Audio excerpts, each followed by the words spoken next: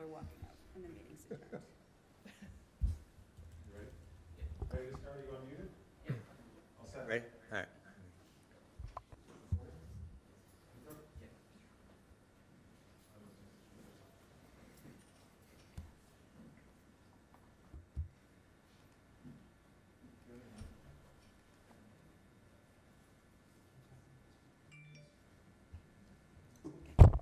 Let me start this, right? I think we're started. We're good? I love doing that.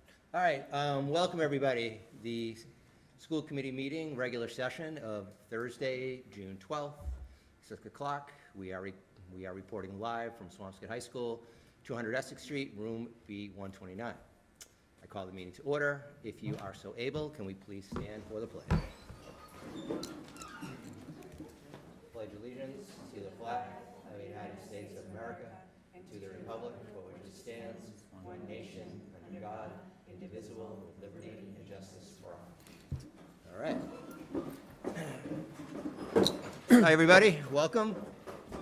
And we have a kind of a busy agenda, so we will hop right into the For the Love of Learning.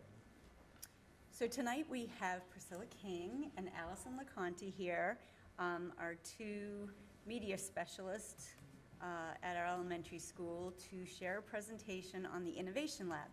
And you know the time constraints we have tonight, but we want to honor all of the work that you've done because I have seen this presentation and it's fabulous. So take it away. All right. Well, thanks for having us here tonight. We're really proud of what we've achieved this year. It's been amazing to see our students thrive in the Innovation Lab. The new school building itself is exciting, but the lab is also truly special. It's a creative space where students get to do hands-on activities, experiment, problem solve, and learn to work as a team. Our role at SES involves teaching digital learning and computer science, managing the library, and new this year, leading classes in the Innovation Lab. We have a total of 36 classes, 18 classes in 18.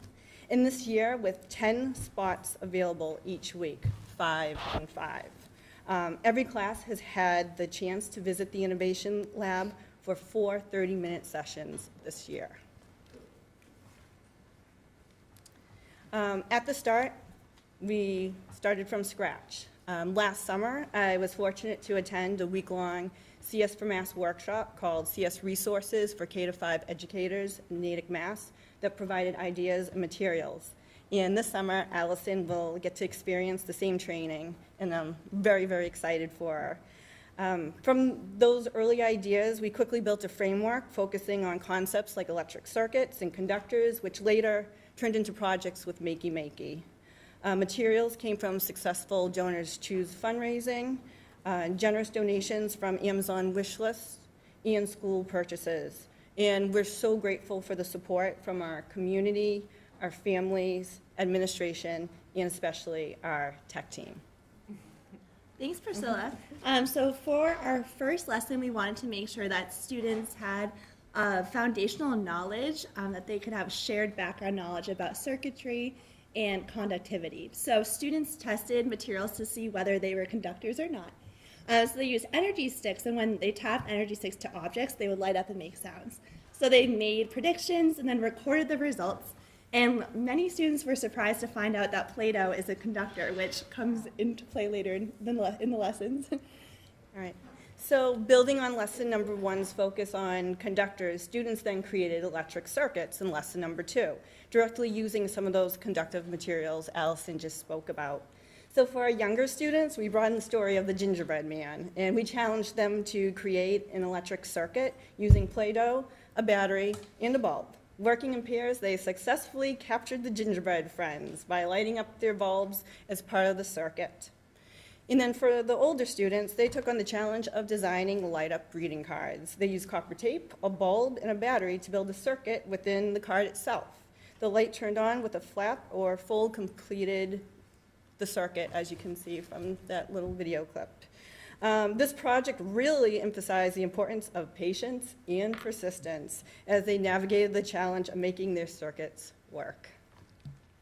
After students practice creating circuits, we introduce the Makey Makey. The Makey Makey is an invention kit created at MIT. It turns objects into touchpads, and it acts as a keyboard or a mouse. Students in grades K and 1 created a Play-Doh button for an arcade game. So when they wired the Play-Doh to the Makey Makey and touched the Play-Doh, it completed a circuit and controlled the game. Likewise, in 2nd grade, they created a pinball game. So this time they created 2 Play-Doh buttons with wires in the Makey Makey.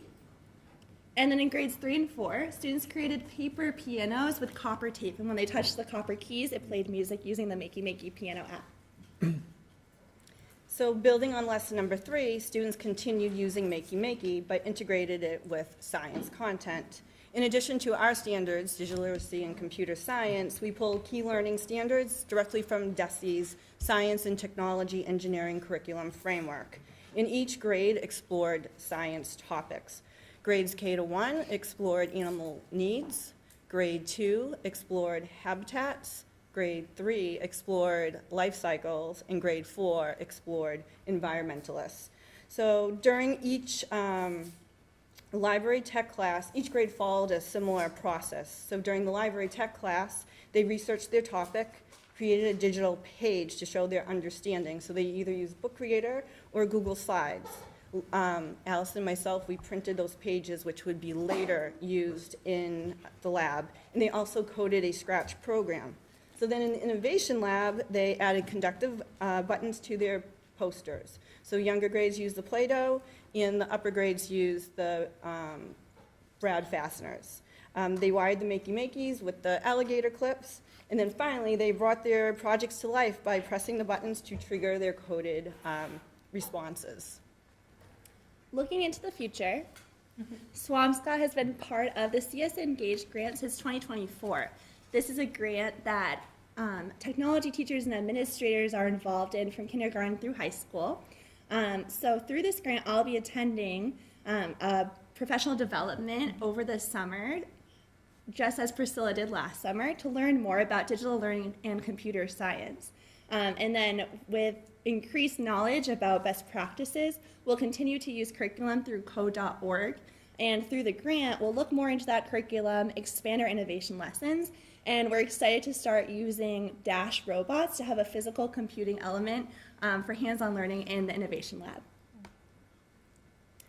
So thank you for your time this evening learning about the Innovation Lab. To close, we'd love for you to hear via video directly from our students, those who thrive in the lab. And as you listen to why they love the Innovation Lab, you'll hear common themes. They enjoy the freedom to create, experiment, and be truly creative. They love the materials they get to use, and yes, some are even impressed with the room itself. A big shout out to the architects and the school building committee. And if you have spare time, we highly recommend checking out our longer video that explores even more of their amazing projects. We genuinely feel that year 1 was a tremendous success. And as one of our students perfectly put it in, you'll see in the video, within those 4 lessons, everything connected like a puzzle. Oh, love it. Sound might not work on this. Yeah, it gets weird here.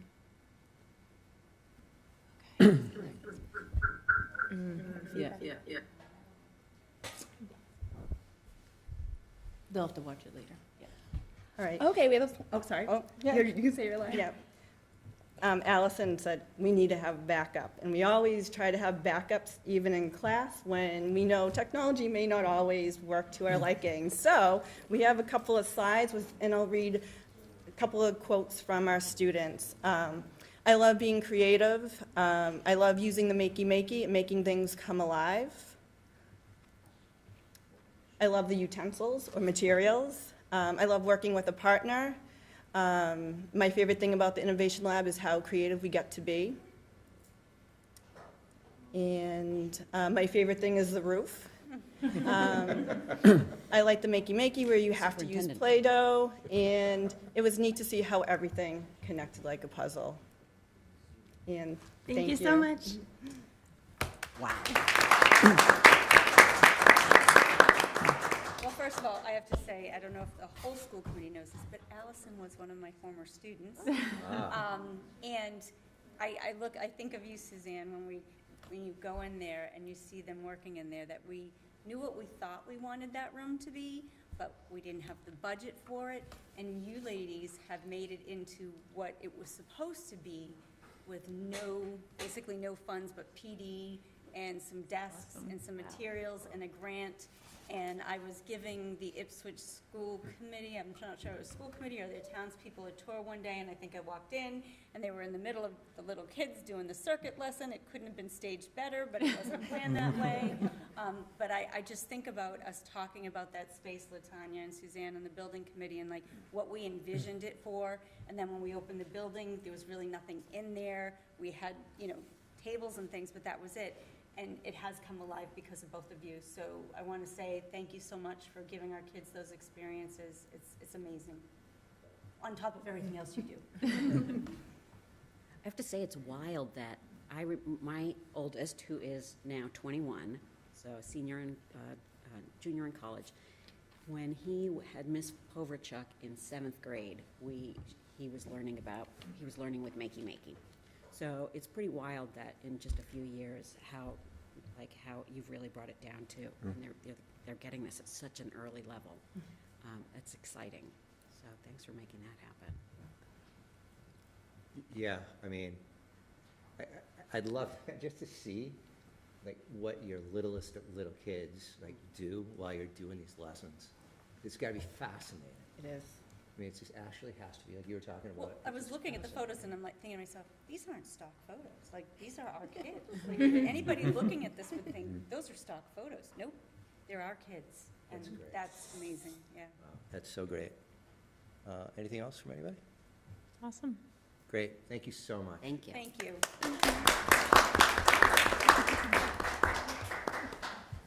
All right. Before we have committee comment, we have something to present? Yes, we do. Ms. O'Connor.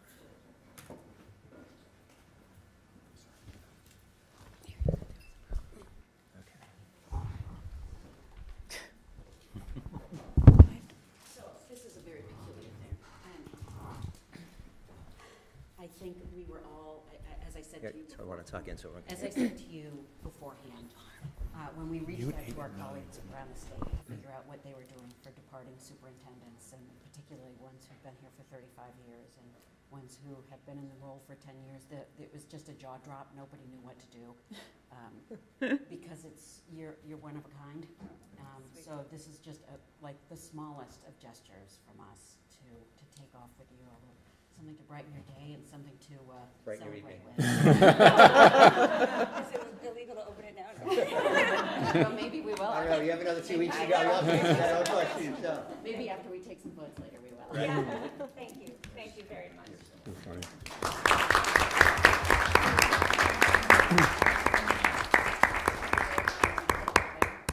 What's that? Yeah, we'll put that over there. Right in front. There seems to be a theme of some presents coming in, and they're in tall glass bottles. Okay. Thank you very much. You're welcome. So before we kind of go into committee comment and some other things, can I have a motion? I'd like to move up a couple things. The presentation of, and the ratification of contracts, and the votes of those, so the folks that are here and watching on TV, they can listen in, but then go on their way. I will make a motion to move up discussion and votes for the ESP tutor and teacher contracts. Great. Can I have a second, please? Second. Okay, all those in favor? Okay. So, for everyone, in the community to know, the school committee and the school committee's committee of negotiators have been meeting with the Swampscott Education Association since November-ish, December, maybe around that time. And there was planning prior to that. And as the chair, and I had mentioned this to Amy, I would love, I said this way back when, I'd love this to be done before Superintendent Angelakis leaves. And I don't know, can we even do 3 contracts in this length of time? And it's the dedication hard work, not only of my fellow committee members, but of the school department negotiators, Ms. Angelakis, Ms. Stella, Mr. Kalishman, Lisa from HR, Martha, and us on our side. And from the teacher side, Rebecca Buckland and Sue Comp are here as the leaders. And the groups that we met with over the last several months has been an amazing experience. And I'll let everybody talk as well. For me personally, it was an amazing experience. I learned, you know, I've done this for a while. I've learned so much about the ins and outs of what the teachers go through every single day. And I think on the teacher side, I think hopefully they learned what we have had to deal with as far as budget goes, and what our glass ceilings were, and how we could punch through those if we had to. Before we get started, I also really want to thank Karen Marshall. Karen was instrumental of all of this, and then graciously stayed on so we could, you know, close the door and use Karen's expertise. So with that, I'm going to read one at a time, and then we can all go through this. So I'm going to start with, let's go in order, the ESP contract ratification. And I'm just going to read kind of a high-level executive summary. Cheryl, thank you for putting this together for me. Can a point of order? Absolutely. What you want to do is you want to take a motion, and then once the motion is approved, then you do that. Great, thank you. I have never done it. So, thank you. So can someone please, that's right, that makes all the sense in the world. So I'll make a motion Thank to approve the ESP contract. Great, can someone please second? Second. Okay, let's do a roll call vote so we have it. No, you don't want to Nope. take the vote yet. You want to Oh, just yeah. discuss it. Discussion. Right. You know, what am I, new at this? So how about discussion? So this is your, Thank you very much, okay? So you did this last time, I did this last time. Okay, so ESPs, again, just thank you, Cheryl, for writing this up for me. You know, again, I think our goal for the ESPs were to bring them to, you know, what we could afford as a living wage. I mean, our other towns around us that have, you know, had some challenges and work stoppages, ESPs tended to be one of those issues. And we worked very hard. I know early on, Vice Chair Amy O'Connor and I had a discussion about really where we wanted this to go. And, you know, we did what we could do, and we appreciate the ESPs and their representation for this contract. So I'm just going to read this. ESP contract. Increase the work year for ESPs to be 182 days to align with the teachers and tutors. That was very important to the superintendent and administration. FY26, we all knew was going to be a reset year to bring the hourly rates to a more competitive with our comparable communities, and recognize the need to have the wages be reflected of the ESPs, their role and importance in the school district. I do want to make really clear to everybody that the educators in that room were incredibly clear of how important the ESPs and tutors were. And that spoke volumes to the school committee. And so I appreciate that. So again, for FY26, it was really a reset year. The uptick in salary depended where what their current wages were, and where they fit on the new scale. For FY27, the COLA, cost of living increase, will be 2.5%. For FY28, the COLA, cost of living increase, will be 3%. We removed the district-paid group disability coverage. Longevity increased at every level, ranging from $50 to $200 per level, and introduction of longevity payment after 25 years, which we felt was incredibly important to reward those ESPs who stay and do this job year in, year out. Same language as the teachers addressing protection and possible safety concerns. That language is needed to be updated. That would include if there is something that's, you know, if a student by accident breaks, let's call it a pair of glasses. I don't remember what the initial level was, but it was $1970. So we had to bring that up just because what's fair is fair. And we appreciate you guys bringing that to our attention. Commitment to reducing the number of lunch and recess responsibilities. That was a large eye-opener for those folks sitting around the table. There was no possible way that anyone could do their job appropriately with some of the lunch and recess duties which were asked of them day in, day out, with the same responsibilities of, could be filling in a classroom, whatever that was. So we addressed that early on. And then lastly, enhance the parental leave language to include a phrase in the district paid days, starting at 10, ending at 20 at the end of the contract. That was really important to everybody. So that's ESPs. Anybody would like to make a comment?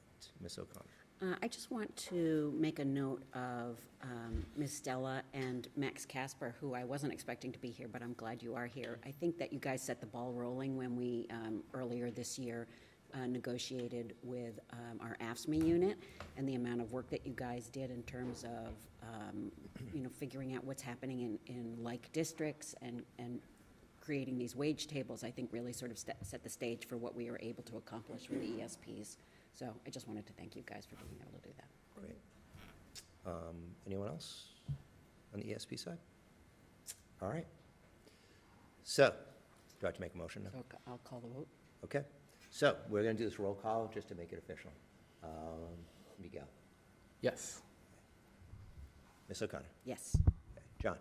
Yes. Suzanne. Yes. I will also vote yes. It is unanimous. The ESP contract is ratified.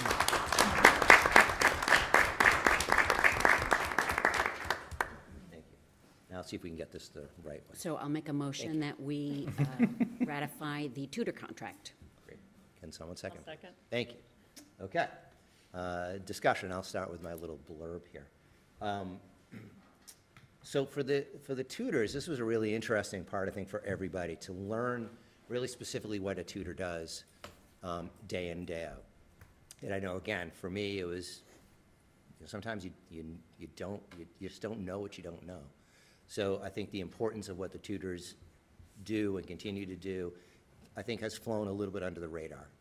And I am hoping that with this contract and the folks from the tutor bargaining unit who sat in, I look forward to hearing from them again and how it's going. And I know various meetings have been set up for next year with Mr. Kalishman and Mr. Kalishman's team and Martha Raymond. So it was really, really great. So I'm just going to read this through here. Again, similar to the ESPs, FY26 is a reset year to bring hourly rate, to be more competitive with our comparable communities and recognize the need to have the wages be reflective of their role and importance to the school district. And why that's really important, I probably should have said this with ESPs, is that the pool is very small. And our, other districts around us, candidly, we're paying more. And if you could drive 5 extra minutes, I don't know about you, but I'd take the extra dollars. So we made really sure that the tutors know that we appreciated their work and brought them up to what we considered a wage to have them work in this community. So that's FY26. FY27, cost of living increase is 2.5% across the board. FY28 is 3% across the board. We added in longevity to match the ESPs. Longevity increased at every level ranging from $50 to $200 per level, and the introduction of longevity again after 25 years. Same language as the teachers addressing protection and possible safety concerns. Commitment to, again, reducing the number of lunch and recess responsibilities. Enhanced parental leave language to include a phase in of district paid days starting at 10, ending with 20 at the end of the contract. And language that allows the tutors to receive language that allows the tutors to receive period pay, so there are no weeks during the school year with which they do not receive a paycheck. That was very important to the union, and Ms. Stella was very was very happy and willing to explain to us why that was important and we could make that happen. Any thoughts, comments? Okay, so, Call the question. okay. So, again, Miguel, Yes. we'll do roll call again, thank you. Ms. O'Connor? Yes. John? Yes. Suzanne?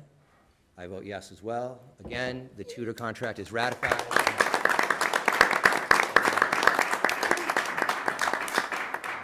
All right. Oh, I'll make a motion to approve to ratify the teacher contract. Great. Second. Thank you very much. Okay. The teacher contract is by far the largest unit that we were negotiating with. Again, I'm going to go back to, all of us have, had kids in the system, and all of us have done this for a while. Miguel's new. Again, things we just didn't know. And it was important for us to learn what we can learn, to work with Becca and Sue about what was important to them, to educate Becca and Sue about what we could and could not do. And we worked as two teams basically in lockstep to make this happen. And I'm just so excited of all of this. So again, I'm going to read this. COLAs, 3% each year, FY26, FY27, FY28. We have removed the removal of step 1 in FY26, new step added, and it's 1% higher. Removal of step 2 in FY27, new step added, 1%, except for bachelor's, master's, and master's 15. New top step will be 1.5% higher. New top step 1% higher, again, except for bachelor's, master's 15. That new top step is 1.75% higher. And I just want to stop here. It was really important to everybody in that room to reward those educators, again, who are veteran educators, who have done this a long time, who mentor new teachers coming in. And we wanted those educators who sometimes get lost in the shuffle to feel as wanted, as important as a new teacher. And again, I appreciate both Becca and Sue bringing that to the table, and to the bargaining committee on our side for working with that, and especially you, Cheryl, for really working those numbers to help us see that, that there's something we could do. So with all that, this allows the districts to attract new talent with more competitive starting wages and address targeted lanes that were below our comparable communities. Nominal increase to new top step allows for additional room for seasoned teachers to grow and earn. Longevity, no change, in FY26, small incremental changes in FY27 and 28 to be more in line with the comparable community averages. Stronger language around lane changes, allowing for slowing down of movement on the scale, and only one lane change per contract year. That was incredibly important to the school committee. And it was also incredibly important to the finance committee and the select board. In this manner, we could have some cost certainty as we go in to look at our budget in year to year. Again, thank you to Cheryl and the team for helping the school committee understand that money-wise. Also, thank you to Becca, Sue, and team for understanding, the reason we had to do that, and for helping us work through that language. Additional language around teacher protection to address possible safety concerns. And again, lastly, like the other contracts, enhanced parental leave language to include a phase-in of district paid days starting at 10 and ending at 20 at the end of the contract. Any comment from anybody? I'd like to add that it's true for all of all three of these, but particularly for the teacher contracts. I'm looking at both of our leaders here. I don't think that there was a member here who was not looking around the state and seeing what was happening in other districts and seeing work stoppages, disruption of learning, which also creates a pretty crummy work environment. And it was really important to us that that not be the district that we are.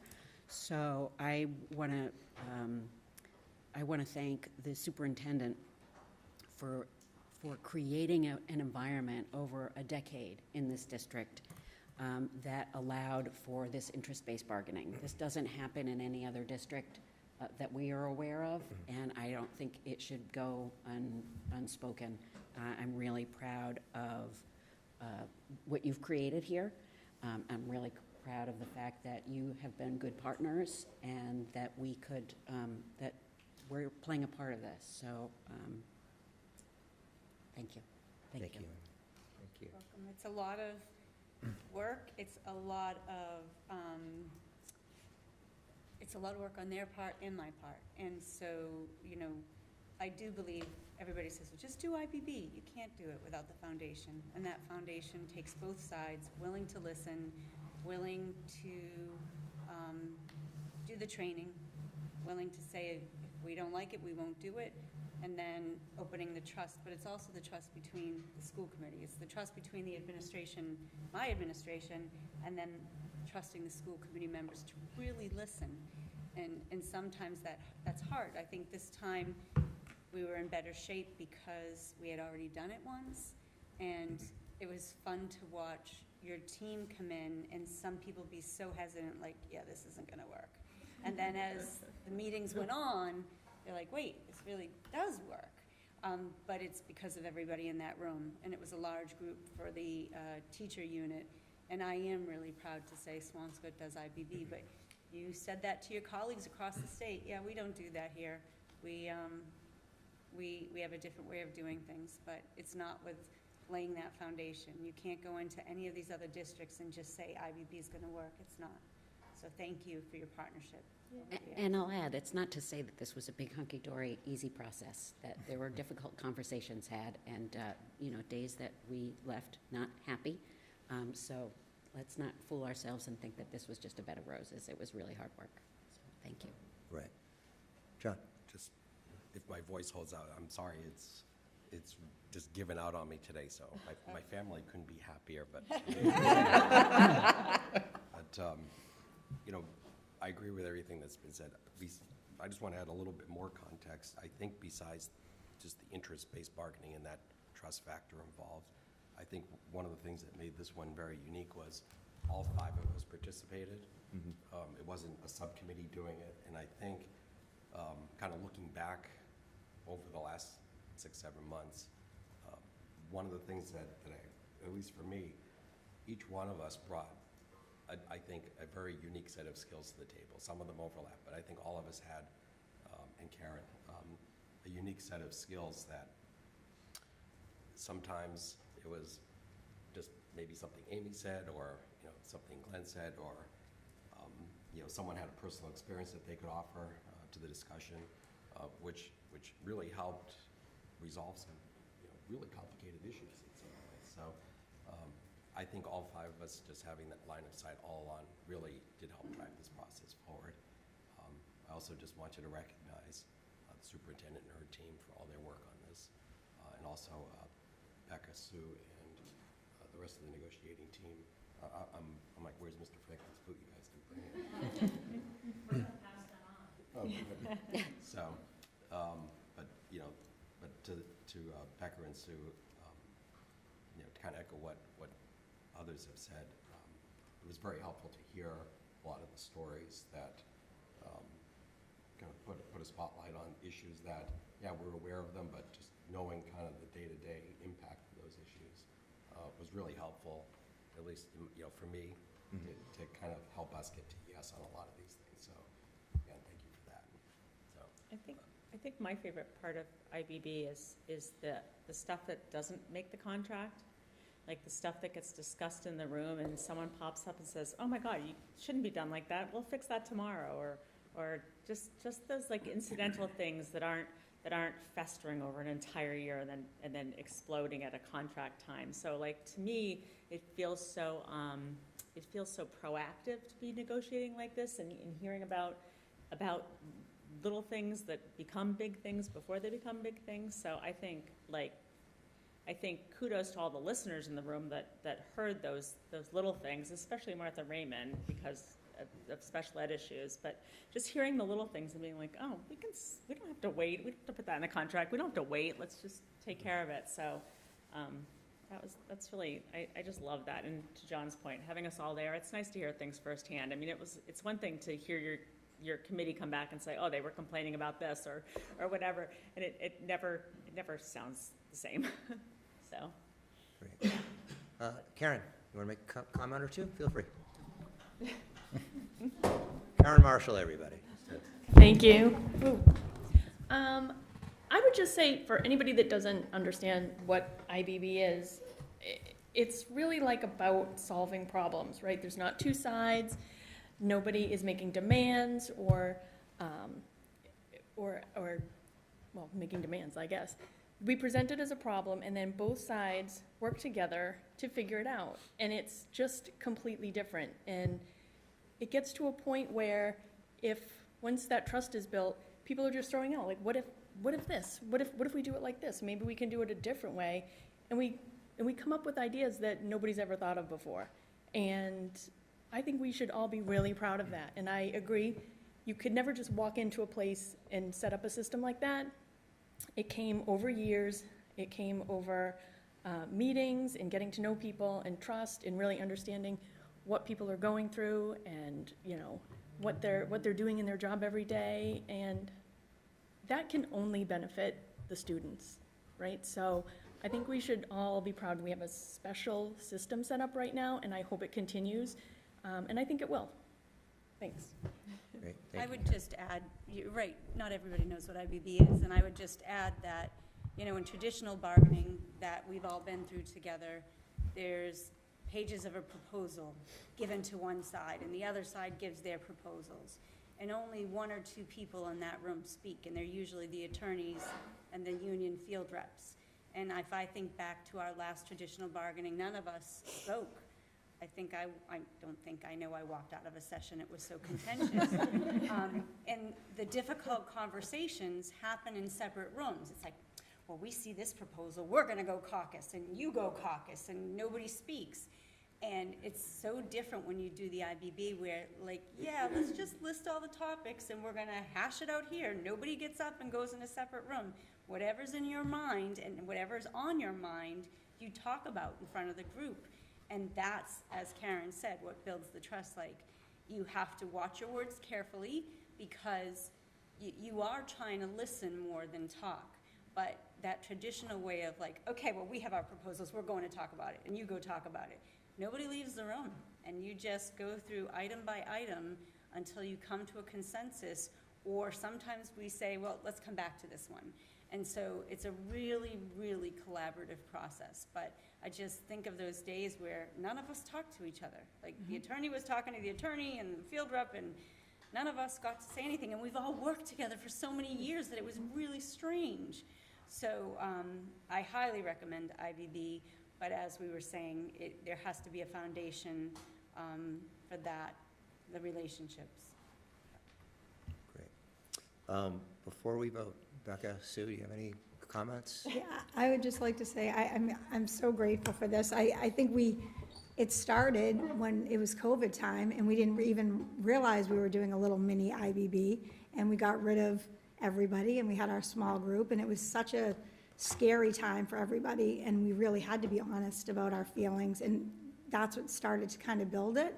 And then we had our last session, and we had this one, and I'm incredibly grateful for all of you and for our team and for Sue, working together and being vulnerable and being able to do what's best in the end for the district and the kids, and that's what we all did. We sat together and problem solved, and so I'm incredibly grateful for this process, and I hope that it continues for years to come. So thank you. I did have a little something, but then I was like, everyone was speaking off the cuff, I told you you're better off the cuff. I know. No, read it, Oh, please. I'll read it. Well, okay, so you know that I love quotes. That's and I love Henry Ford's quote where he said, coming together is a beginning, keeping together is progress, working together is success. And today, as we reflect on the journey that brought us to this moment, these words ring especially true. Coming together to begin negotiations was more than a procedural step, it was a commitment to sit down, to show up, and to acknowledge the voices, needs, and experiences of our educators while also understanding the role of the school committee. It marked the beginning of a process grounded in respect. Keeping together meant being vulnerable, trusting the people in the room, and continuing the conversation even when it got hard. It meant listening when perspectives differed, staying focused and honoring the belief that through dialogue we could find common ground, and remembering that at the heart of every conversation were the students who were relying on us to do and get this right. Working together is how we achieve success. It wasn't just about reaching an agreement, it was about truly working with one another, problem solving, compromising, and building something we could all stand behind. This contract reflects not only the needs of our teachers, students, and district, but also the strength of collaboration and the power of shared purpose. We didn't just negotiate, we listened, we learned, and we led together, and that is something to be proud of. Thank you to everyone who remained committed to the process, bargaining 3 contracts. It shows respect we have not only for the process, but for one another. And most importantly, to all the people behind this work, thank you, and thank you, and thank our, this truly is what working together looks like, and today it is a success worth celebrating. So, thank you. Thank you. Please. Well, my slogan will forever be 3 contracts, 5 months. Right. Who does that? Right. Right. Right. I love that. Just before you call the question, I will tell you that I've received no less than 5 or 6 emails or texts from school committee chairs or vice chairs around the Commonwealth who are just dumbfounded that we're using this what's this newfangled IBB? Well, what happens when you talk money? We talk money. We talk it. We listen. We have conversations. And you have 2 brilliant finance people in the room. Right.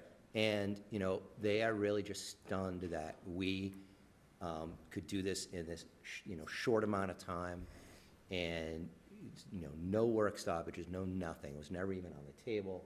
And so, again, to everybody here, thank you. So. Oh, I can add as the new person.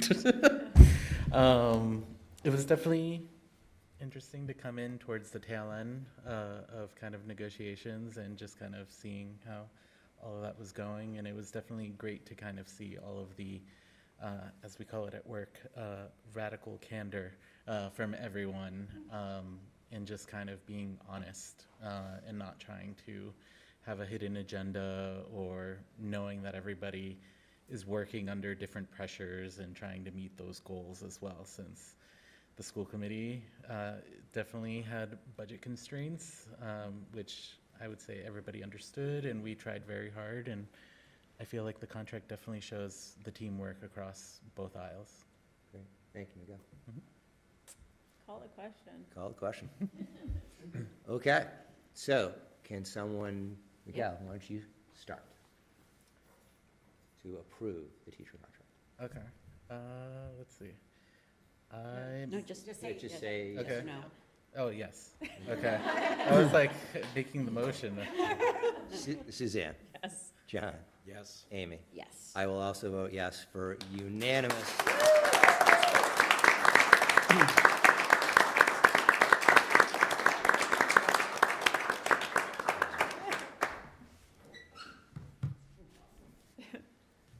Like, come on.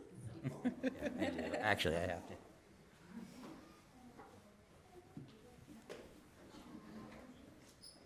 Okay. All right. But yes.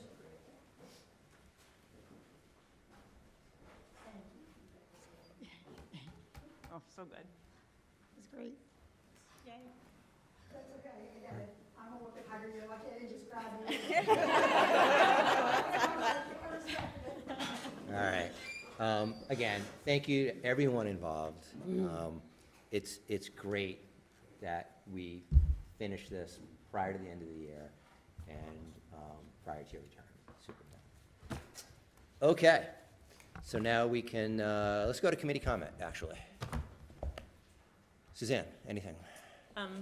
Yeah, this is kind of funny that when Pam was talking about saying, when you're looking at the video from the Innovation Lab and you're like, those aren't stock photos. I was thinking the exact same thing this week when I was watching an Instagram story from the 4th grade graduation and their pen pal, meeting their pen pals and then having their ice cream sundae thing and the beach day. And I was just, just looking at the reels and the happy kids, and especially the pictures that were in the cafeteria, and looking at how beautiful that cafeteria is. Like, I really don't mean to be doing that, but it was just so beautiful. And you're looking at these pictures and you're just thinking, it's like one of those good news reels, like that you hear about these schools where like this awesome program is happening, and you're just like, I wish that was my school. And I'm like, oh my God, this is my school. And you just see like, I had that same exact feeling, like this pride that we have something that other people are drooling over. Right.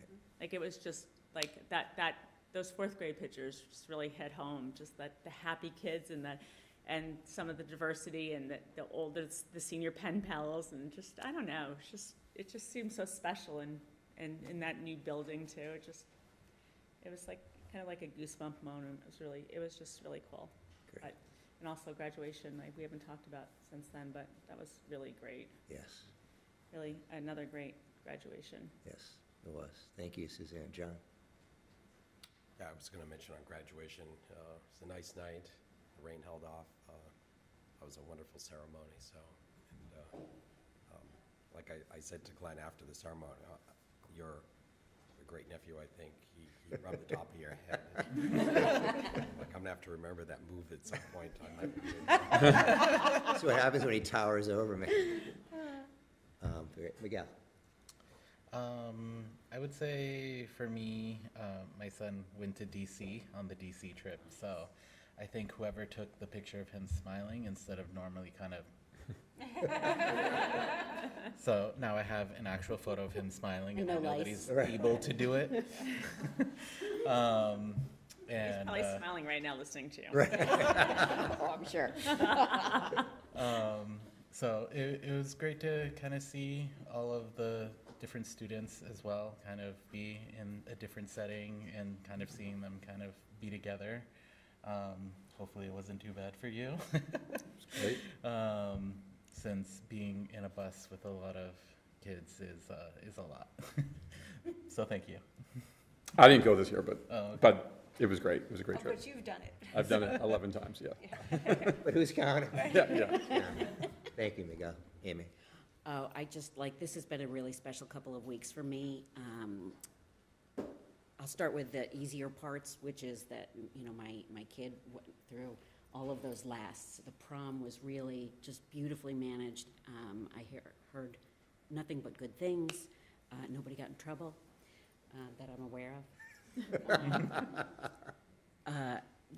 End of year banquets and, all culminating in graduation was pretty special. And yeah, I had a moment while we were at graduation in particular thinking, we're really lucky to be here, and I'm really proud of this district.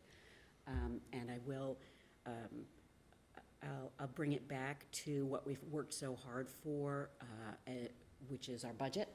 And that this makes these things happen, and I hope that this town can see how really special this is through all of these activities, whether they're going to DC or our teachers are appropriately compensated, or the makerspace, whatever it is. This is really a phenomenal district, and I'm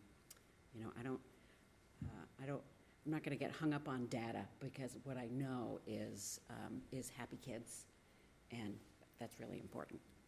So there's that, and then to follow that up with the finish of the interest-based bargaining, I have to say it's just like of 12 years on the school committee, it's my greatest satisfaction. So I'm happy today. Great. Thank you, Amy. I'll hold off mine until I get to the chair portion. Superintendent, it's all you. Okay, so we have a variety of items tonight, and the first is to recognize someone I worked with way back in the day at Clark School. I think Mr. Kalishman. Jimmy, you're here, Steve. Yes, please, take your microphone with you, please. Okay.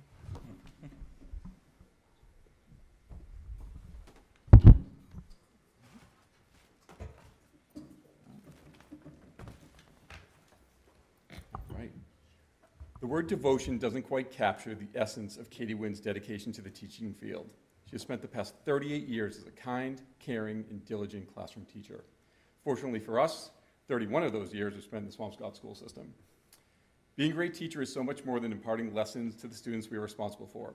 It is also about building a community with those students, helping them feel safe, valued, and loved. Ms. Wynn has achieved that and a whole lot more. Apart from having taught 3rd through 5th graders from 14 years at Clark and 5th graders for 17 years at SMS, Ms. Wynn has also braved the role as yearbook coordinator at the middle school for the past decade. Getting everyone a picture that's Snap or Insta ready is no small feat. In addition to coaching Swampscott Middle School's legendary cross-country team for the last several years. The lives she has changed through her innate ability to connect and engage are too many to count. During retirement, Ms. Wynn will be traveling, will be enjoying time with her close friends and family, and hopefully she will continue making those incredible ice cream pancakes that we look forward to at our weekly breakfast club at SMS. We wish you the absolute best.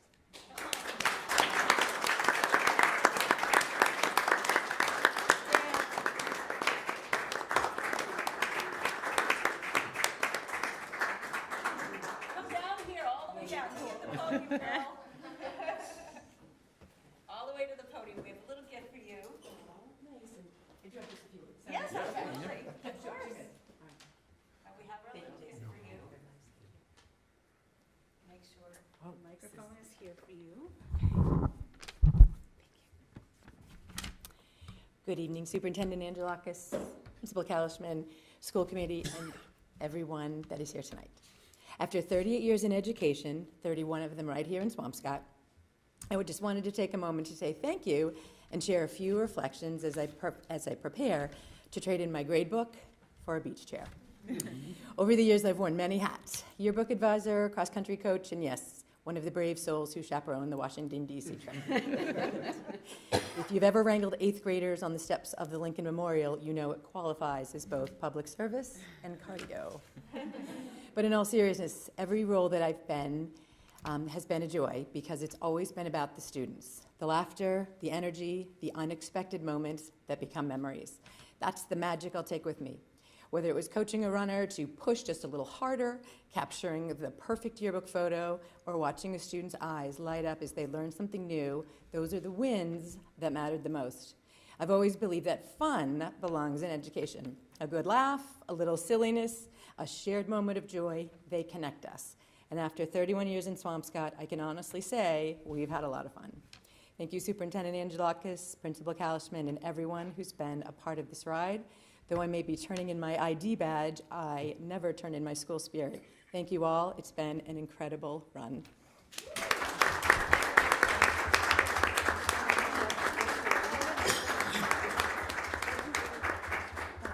Do we want to get a picture? Okay. Oh, Got a picture to post.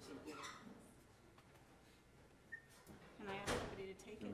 Oh, wait, you should be in this too. I was gonna say, give it to one of the kids. I don't know, over here? Yes. Let's do it here so we're not in front of the TV. Oh, good, Becca's gonna do it. I would say, oh, yeah, okay, good.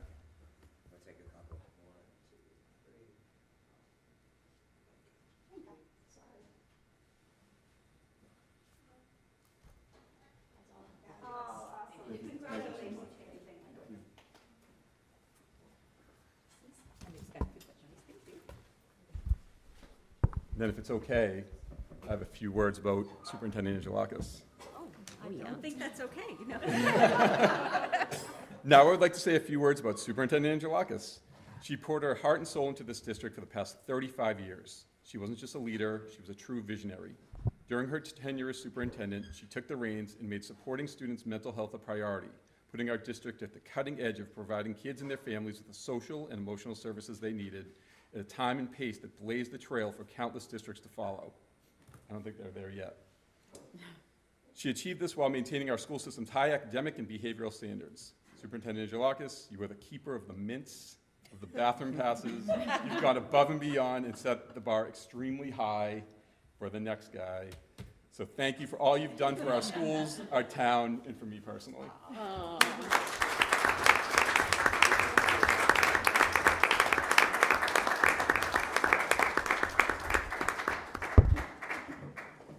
Thank you, Jason. I have a quick question. Are there any other teacher retirements? Oh, wow, okay.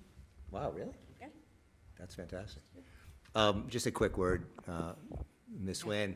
I'm not sure if you had one, two, or all three of mine at some point. I just want to say congratulations. You're just a star, 30-plus years here, nearly 38 total, which is unbelievable. And so congratulations, best of luck at the beach. I hope you get really nice weather. You're gonna have to go somewhere else, not here, but congratulations. You can go here, just not on the weekends. Okay, the only other thing here, this next one is just an announcement that Mr. Kohat did inform me that the student representatives for next year have been selected. Great. And it is Sasha Shadari and Leah Beatrice. And future Superintendent Kalishman will be meeting with them and going over the rules and regulations and giving them their handbooks before their first meeting. So it's nice to have them in place before the new year, and I just wanted to share that with the committee. Great. Do we know what grade they're in? Yeah, I was gonna. Juniors. Oh, good. Okay. We did follow. It's funny because I had a parent visit and I got feedback that they thought that the 2 years was too much, but not the kids, the parent did, but I say we give it another try and see where it goes from there. The parent's idea was changing them every 6 months, but they really there's not enough meetings to get them Right. into the thick of things, but I do understand that. But anyway, these are It was really juniors. towards the end of the year that they really kicked in and Right. Yes. voices were so. Yes. Right. I just want to comment on that. Sure.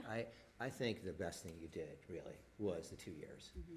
Because, most of the first year, you're sitting in a room with cameras and adults, and sometimes, cantankerous conversations. And then, you start the second year, and they have this, as Amy said, they kind of blossom into becoming an integral part of our meetings, and adding to it. So I think the 2 years is absolutely great. I do, and I think what's important, and certainly Sam and Noel did an outstanding job, is communicating with the superintendent and taking on that responsibility. If you can't be here, let us know you can't be there. If they have a hot button topic they want to talk about, I've always said, you're welcome to talk about it, but let me know ahead of time. No blind sides from the committee, no blind sides from me, and no blind sides from you. So just learning the professional environment they're in here. I was really impressed with the way they dressed, because we do talk about that. Yes. We understand if you're coming from a practice, but it prepares them for the future. So I'm excited. I think try it for another 2 years and revisit it. So the Metco presentation has been postponed. As you can imagine, their focus is on the Juneteenth celebration, and so they would like to reschedule it for September early so that they can talk about where they were this year and where they're going next year. But that does bring us to our annual technology presentation with LaTanya Mackey-Knowles. Yay!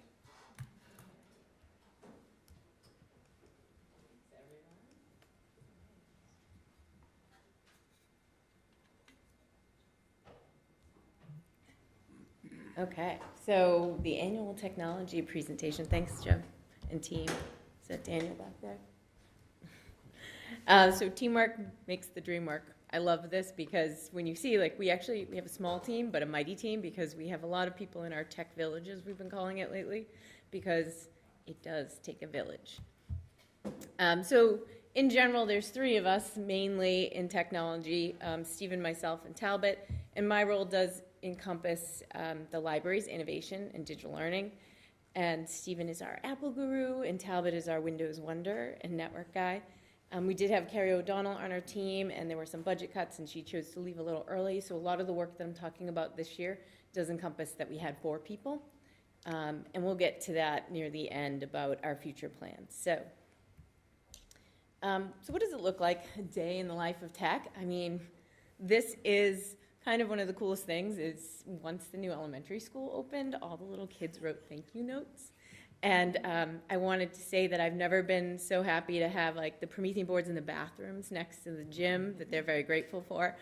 And I was thinking about, as we looked at our vision and our mission, like empowering the educators and engaging learning experiences everywhere, and the new elementary school embodies all of that.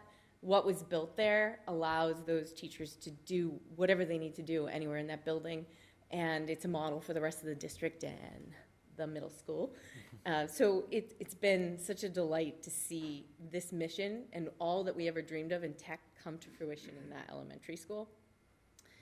So our daily job, it's a lot of software, training, troubleshooting, too much software to list, and lots of requests from teachers. And so obviously it can't just be the three of us. We do have Stipend Digital Learning Team, Sue Comparato, Natalie Povachak, and Priscilla. So we have two of the three in here, and they have a small stipend. So they're full-time teachers, but teachers go into them all day long, and principals, and ask them for help, and they basically... In the superintendent's office on occasion, today. Today, yep. And they're also part of the CS Engaged grant team. So it's really neat to have a team of teachers, and they're also STEM and tech. It's so wild when you think about it. Not every school district has librarians that are teaching STEM. That's unique to Swampscott. It's what makes us so amazing. So what else goes on? So we've got the software, we have all the troubleshooting, we have training, and how do we handle 10,000 tickets a year, because that's what we get. Turning it off and on again, that's the third T. So we hope that people learn how to do that. There's another little pocket here, the library team and the innovation team, and they help us run the one-to-one program. So Brandy Wilbur, she's going to CS Engaged to learn how to teach AI to staff. That's going to be in June. Sue Cresta. So Sue and Brandy are running these one-to-one programs at the middle school and the high school. Could not do it without either of them. And then Allison right here, she's part of the library team. And I mean, you're teaching STEM. Allison was in my science class, so I had her as a student as well. And so now she's teaching science. It was like secret when we hired her. You're going to be library media. Oh, you're also teaching STEM and innovation. So, but her and Priscilla have been a dream team themselves this year at the elementary. So some cool things, the Lit Center, we worked really hard on the library, rebranding it at the high school, making it the hub of the high school. And the woman behind that success is Brandy Wilbur, because you need a unique person. No other school district that I've talked to, Linfield calls me every week and asks me, like, what's going on over there? How can we do better? And I'm like, well, you need a Brandy Wilbur to make your one-to-one program successful, because you have to change library into library technology innovation. It has to be something that's different and unique to keep those programs alive and robust. So she put together some statistics about what's happening in the library and all the different people that she's seeing. So the staff use, there were 153 classes that she taught herself in the library while being the full-time librarian. She hosted 172 teachers. She hosted 151 meetings. And when you host a meeting, it's not like you're just there. There's setup, planning, calendars, making sure the kids aren't there, but still operating the help desk. For the student use, 120 students a day on average are using that space. Lots of iLab projects were completed this year with all the different machines that are inside the innovation space there. And also, she's teaching these tech ninjas how to fix computers. Like, I might have started that program, but she's the heart of that program. So she is here training them, like, hey, how do we replace a motherboard? I'm sure Daniel in the back can also talk about how much Brandy helped them, because all of her classes, she has tech kids all day long, learning how to fix them and repairing that fleet and making sure that the computers that get broken get fixed for a nominal fee, just parts. That's all we charge them, is what we have to pay for parts. And then it gets repaired and pushed back out within like a 2 or 3 days. So there were 318 books checked out, and I think that sounds like a low number, except for if you want to look back at 2019-20, where there was 2. So when that year happened, and then the library was closed for a bit, and then we had COVID, and then we got books, and we started to get a little bit of a budget and revamp books in there. So exciting. So students have a lot to choose from, and there's new features, so they'll come through and browse. And I also want to say that it's not just girls checking out books. There's all genders checking out books. And today I had one of the students was, can you help me? Because Miss Wilbur was stepped out and I was working in the library. I'm like, oh, I don't know as much as Miss Wilbur. Looking for a book. One was about poetry. One was about, like, he was looking for War and Peace. And I thought, this is so fun. It's final exam week, and they want a book to sit in the library in between tests and just take their mind off something. We never thought that would happen. So there's tech happening in there, plus a lot of other exciting things. We will be looking at the materials being checked out because most of the Chromebooks being checked out are because kids forgot it at home or they didn't have it charged. So the Tech Ninjas, the heart of our little program, this is how we do 10,000 tickets. These kids are working, and it is a class, which is exciting. So you can see they're doing real work. Like, he is unsoldering something. Did you know that was a thing? So that is just one of the small little snapshots of what we get to see on a daily basis in there. This is a video. Daniel made this video. I can't play it here, but I put it in here for you, and it's proper Chromebook care. It's kind of satire, but real. I think, how many Chromebooks did you destroy in the making of this? Just two. They were old ones that were ready to go. Yeah. So the other thing that happens down here's the library. This is a typical day at the middle school library with Miss Cresta. She's working with all these students with Chromebooks or questions or things coming to her. And it's busy, and we've renovated that library too. You know, working with facilities with the new carpet, the lighting, the paint, the furniture. She's teaching math part-time, but now she's suddenly fixing a Chromebook. So another person who wasn't in the library world or anything, and it's all sort of tying together, and they're getting the skills. So I want to highlight that there's a tech village here behind all these 10,000 tickets. And then this also shows you, like, Mr. Dulette's here, and he actually secretly runs some programs for us that we don't have to deal with because there's too much work in Swampscott Public Schools because we are so lucky to have all the good things. So we have a little bit of everyone helping something. So I do want to recognize that when I go through all the projects that we do, when I get through the next slides, that this is a village, and there's so many people involved, and they're not all part of the tech team because we're a small district. It's kind of jack of all trades here. So our accomplishments for this year, 24-25. Obviously, there was a new elementary school, but before to open that, we had to close out 3 elementary schools.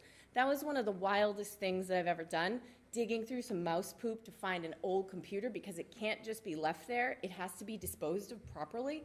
And then we had to find all these companies that would come take it. I know, I see your face. It's gross. But it was interesting to open a closet that no one had ever seen before. And it was like buried in Hadley or something, and all of a sudden, like, tech from 1985 fell out. And we're like, okay, we can do something with this. So we had done it at Stanley, so we sort of knew what we were looking for with Clark and Hadley. But Hadley it was so big, and there were so many different places in Hadley that you had never seen before.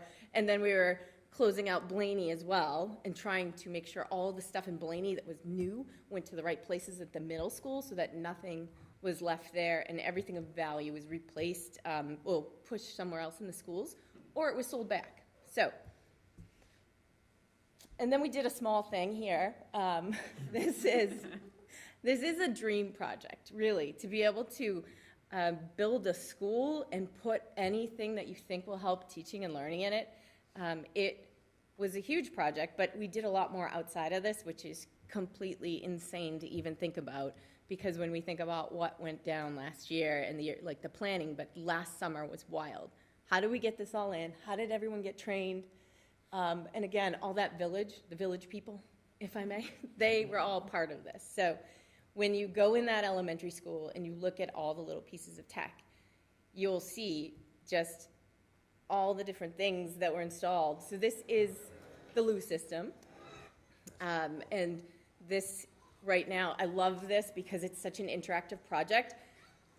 The specialists, I think Priscilla and Allison, during one of the nights that they were at school in the fall, they were creating images of all the specialists, and then the PE teachers put them in and made them into puzzles in the Lou and designed a game around it. So you had to unscramble the teachers' faces, and there were team versus team. just really neat, all the interdisciplinary projects that they had. Just a typical classroom. Look at how beautiful it is, though. We have a student here using the hover cam to present on the Promethean. Just the sort of thing that is so seamless there that would have taken hours for setup before if they had equipment that worked, if the internet worked. In the Innovation Lab, Priscilla with the energy stick.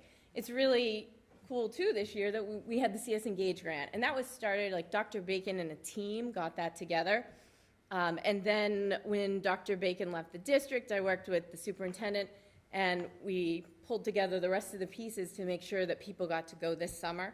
So we do have Allison going, whoever we hire for new robotics, we save them a spot, plus some materials, and that's a computer science curriculum.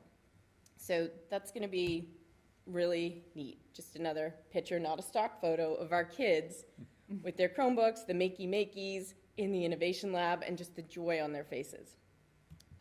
So the elementary school was amazing. But what else did we do? Can you go back a slide? Sure. Can you talk about, Third graders, maybe? Which one? can you talk about the Play-Doh?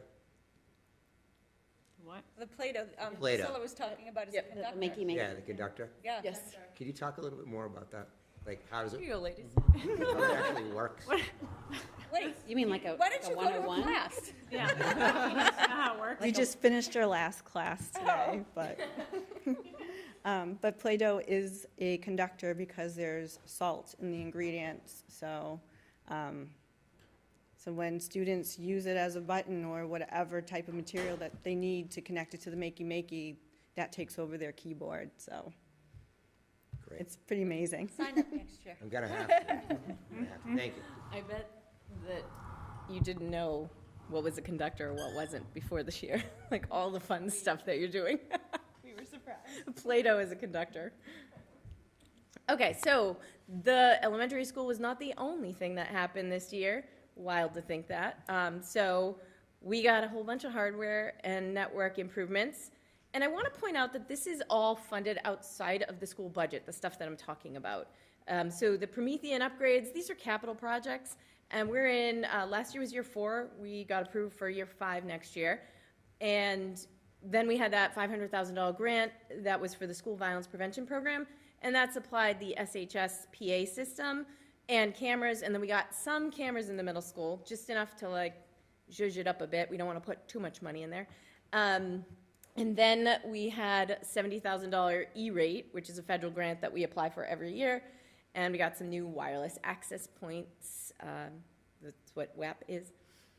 And network changes with our new school, creating new networks, all of this. And so Talbot was managing all this behind the scenes while we're opening the schools. And then the cafeteria was like, hey, so we've got new software and we got some new stuff. Can you help us set that up? So it was like every time we turned around, something new popped up. And you have this new elementary school and you're like, oh, this is going to be a blast. So we learned a lot. It just was a wild ride. New phones at the middle school. Oh, it's Nancy. The middle child got something. I know you call it varsity down there, do but call it the it is the middle child. Sometimes they're forgotten, and they get the hand-me-down clothing. Like they got some hand-me-downs from Blaney, but we did get them new Make it work. phones. Just so they could comply with some new laws, and Max is really great helping me with those projects, and Brittany, his admin assistant, has been incredible with all the capital POs that need to get done. We also, so I was talking about cleaning out those 3 schools and all the junk we found. Well, the cool thing about cleaning schools and taking stuff from teachers, like really old computers, was we were able to sell some of that back to an Apple company called Second Life Mac. And then they wrote a check to Apple so that we could get Mac Mini. So we outfitted our digital learning lab. That's where Natalie Poverchuk lives in the middle school. She had a 2017 lab with cracked big glass Mac screens, and we realized middle school kids shouldn't have those really nice glass Mac screens, so we got something called a Mac Mini. So it's a little silver box under the monitor, and that monitor is from ESSER funds during COVID when everybody wanted a second monitor, and those keyboards too, and those mice. So we reused all the extra stuff, and we had buyback to do this so that it didn't cost the school money. It was really neat. We also were able to do the robotics lab. So look at all these happy students in the robotics lab with Mac Minis as well. And that is part of the CS Engage curriculum. that our robotics teacher had gone through that said, you know, this curriculum is going to go with Mac, so we transitioned to an Apple lab down there. So Stephen had worked on all of those labs and made sure those opened as well while we were opening a new elementary school. And then we have the Lit Center. Again, all the students are using it for projects, and I like to see just them in there. This is their place where they can go during studies or there's quiet time. These kids were all preparing for exams. Just nice to see how the furniture is being used and all the work that we put into it to make this place come alive with all the plants. And just, it's their favorite place. They all want to be there. And to have something in a school where you feel safe and you love being is so important. So at the district level, we also did a few things. We did training. So we presented over 20 different workshops during the PD half days. There was summer training for all SES and the new teacher orientation. There was student training. So the tech team, myself, Carrie, Brandy in the library, we did some training on students for Canva, artificial intelligence. I presented to a lot of classes on that and pushed in to educate students on use. The Promethean board, Cami, so much more. And then we did some out-of-district presentations as well. And you can see these two stars right here at MassQ presenting to a packed room of teachers looking at how to become better library teachers where you're pushing in some STEM. So what lesson was this exactly? The one at Yeah. MassQ, it was a digital learning, about being a good digital citizenship. And that's part of their units. One of the things I love is that every year we have to say that we teach digital citizenship in order to qualify for the E-rate grant, and I can just send presentations that were already presented to educators around the state to fulfill that because they're doing it. Natalie does it as well. So I wanted to just include that. So there's so much happening here. So there was a little brand, and the brand came out for the district, and that was actually a big project because we then had to redesign all of our systems with the brand. So the website had to be redone.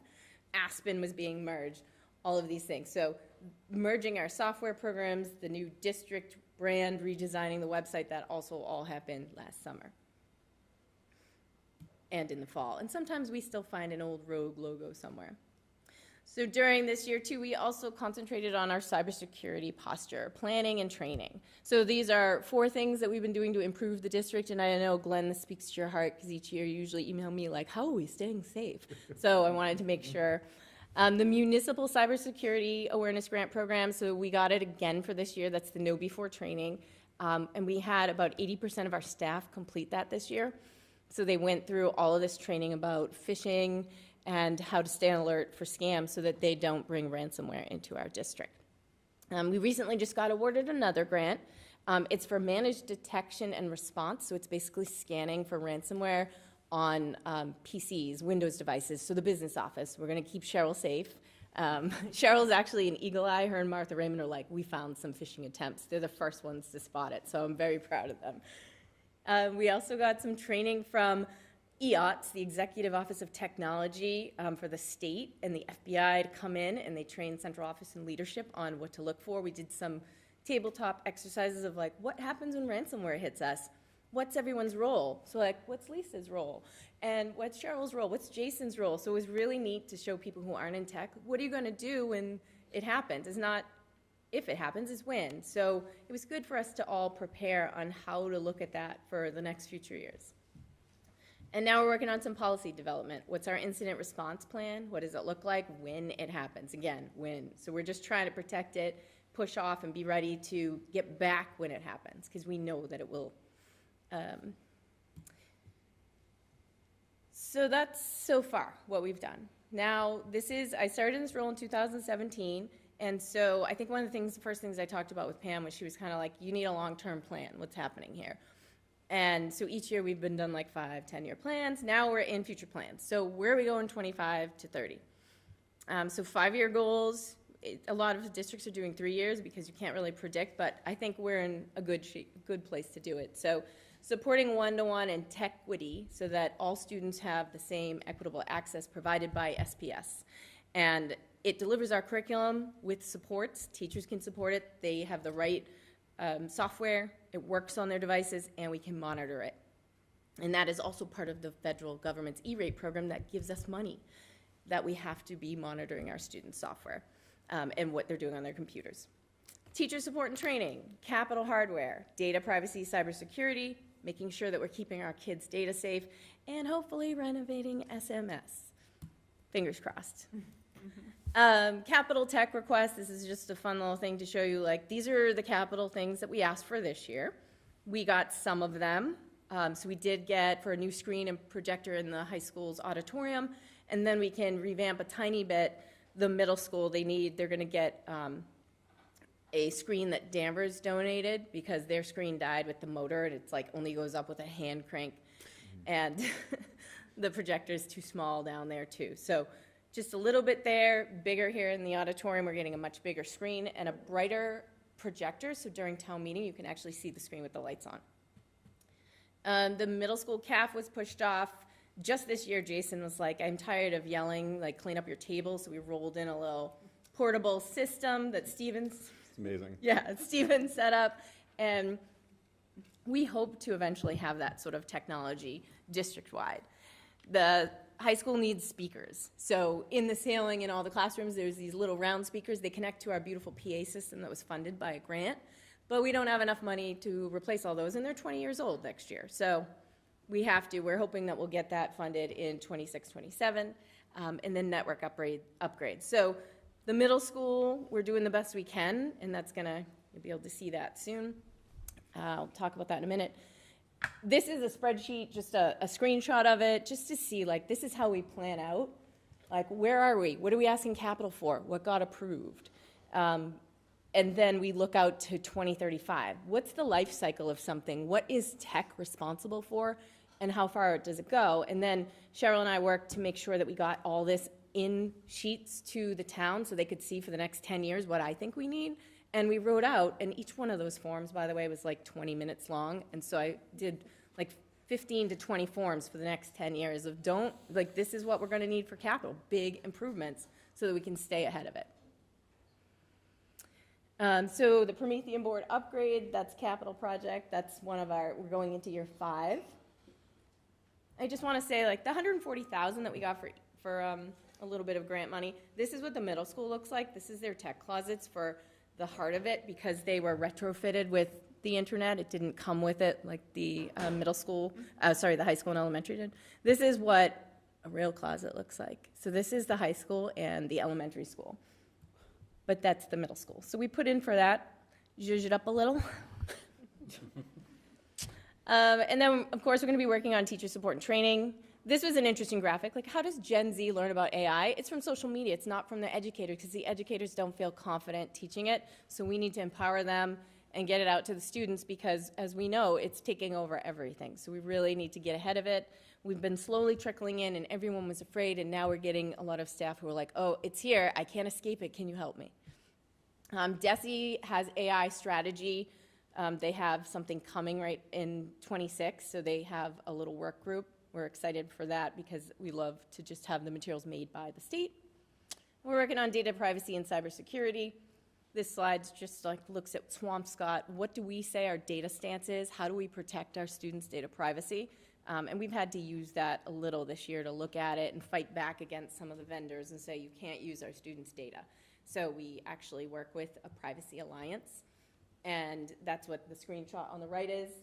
And all they do is make sure that vendors are sticking to their word of that they're not going to use our students' data. We can't use software unless they have signed the privacy agreement.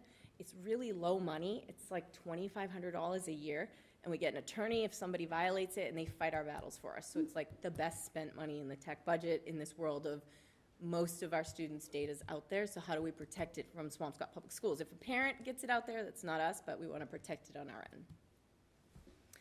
This is just a little graph showing that in May, 5% of our staff fell for phishing attacks. So that's 5% too many, and we're going to work on that. That's the goal.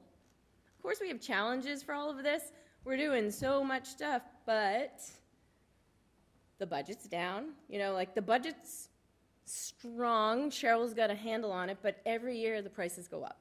So we've had to lose an admin assistant that was dedicated to us. We lost somebody in like Kerry's position, we're trying to do something different with some teacher stipends next year to help out with the training.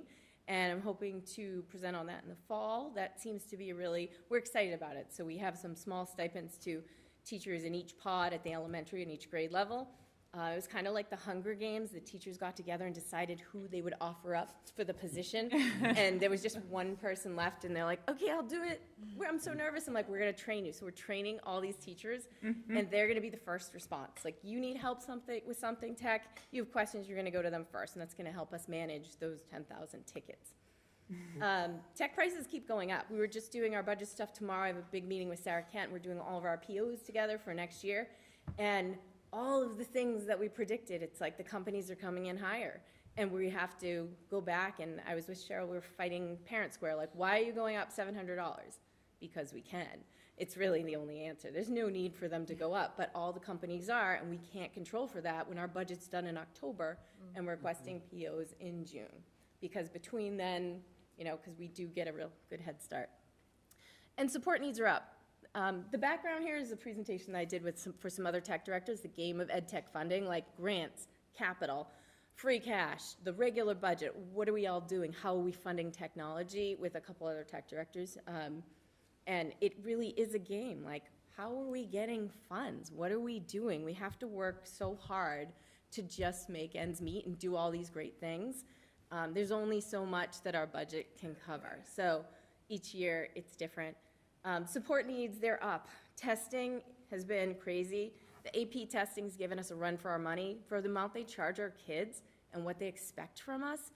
And tech is running around installing software. We're doing all these user things. We're making sure they work. We have to change keyboards into different languages. We have the seal of biliteracy. We still have MCAS. So it's draining. And again, these little teacher stipends are going to help spread all the people out so that we can do that stuff. So, I put some resources in here, I'm not going to click through them. Just our website, teacher training, student data privacy, some cool stuff about AI if anybody wanted to check them out. Our monthly tech updates that we push out every single month. And then, this is my thank you. So, if you didn't know, when I was a vice principal, Superintendent Angelakis was actually, oh God, there's a spelling on there. Spelling error, first spelling error of my life. I'm gonna fix that. So she was my mentor when I was a vice principal, and then around 2017, we were doing something techie, and she, supported me to take on the role of tech director when I said to her, I think I can do this. And I did vice principal and part-time tech director for a year, and she just sort of gave me those wings to fly. And I remember sitting down with Suzanne Wright, my first year, and I was like, what do you think about this? And she's took out a red pen. And she's like, what is this? And then it took me a year, got my feet under, and each year it's improved. And I just thought, that was the hard love I needed. I had him and Suzanne, we got the red pen, and her, I believe in you. So. And I look at Suzanne, I see data. That word that data. Remember that plan? I was just like, that is not a plan. Yeah. It's not a plan. Yeah, like Can we that. do- Yeah. You're like, that's a list of things to buy. That's I not a remember, plan. yes, It was brutal. That was brutal.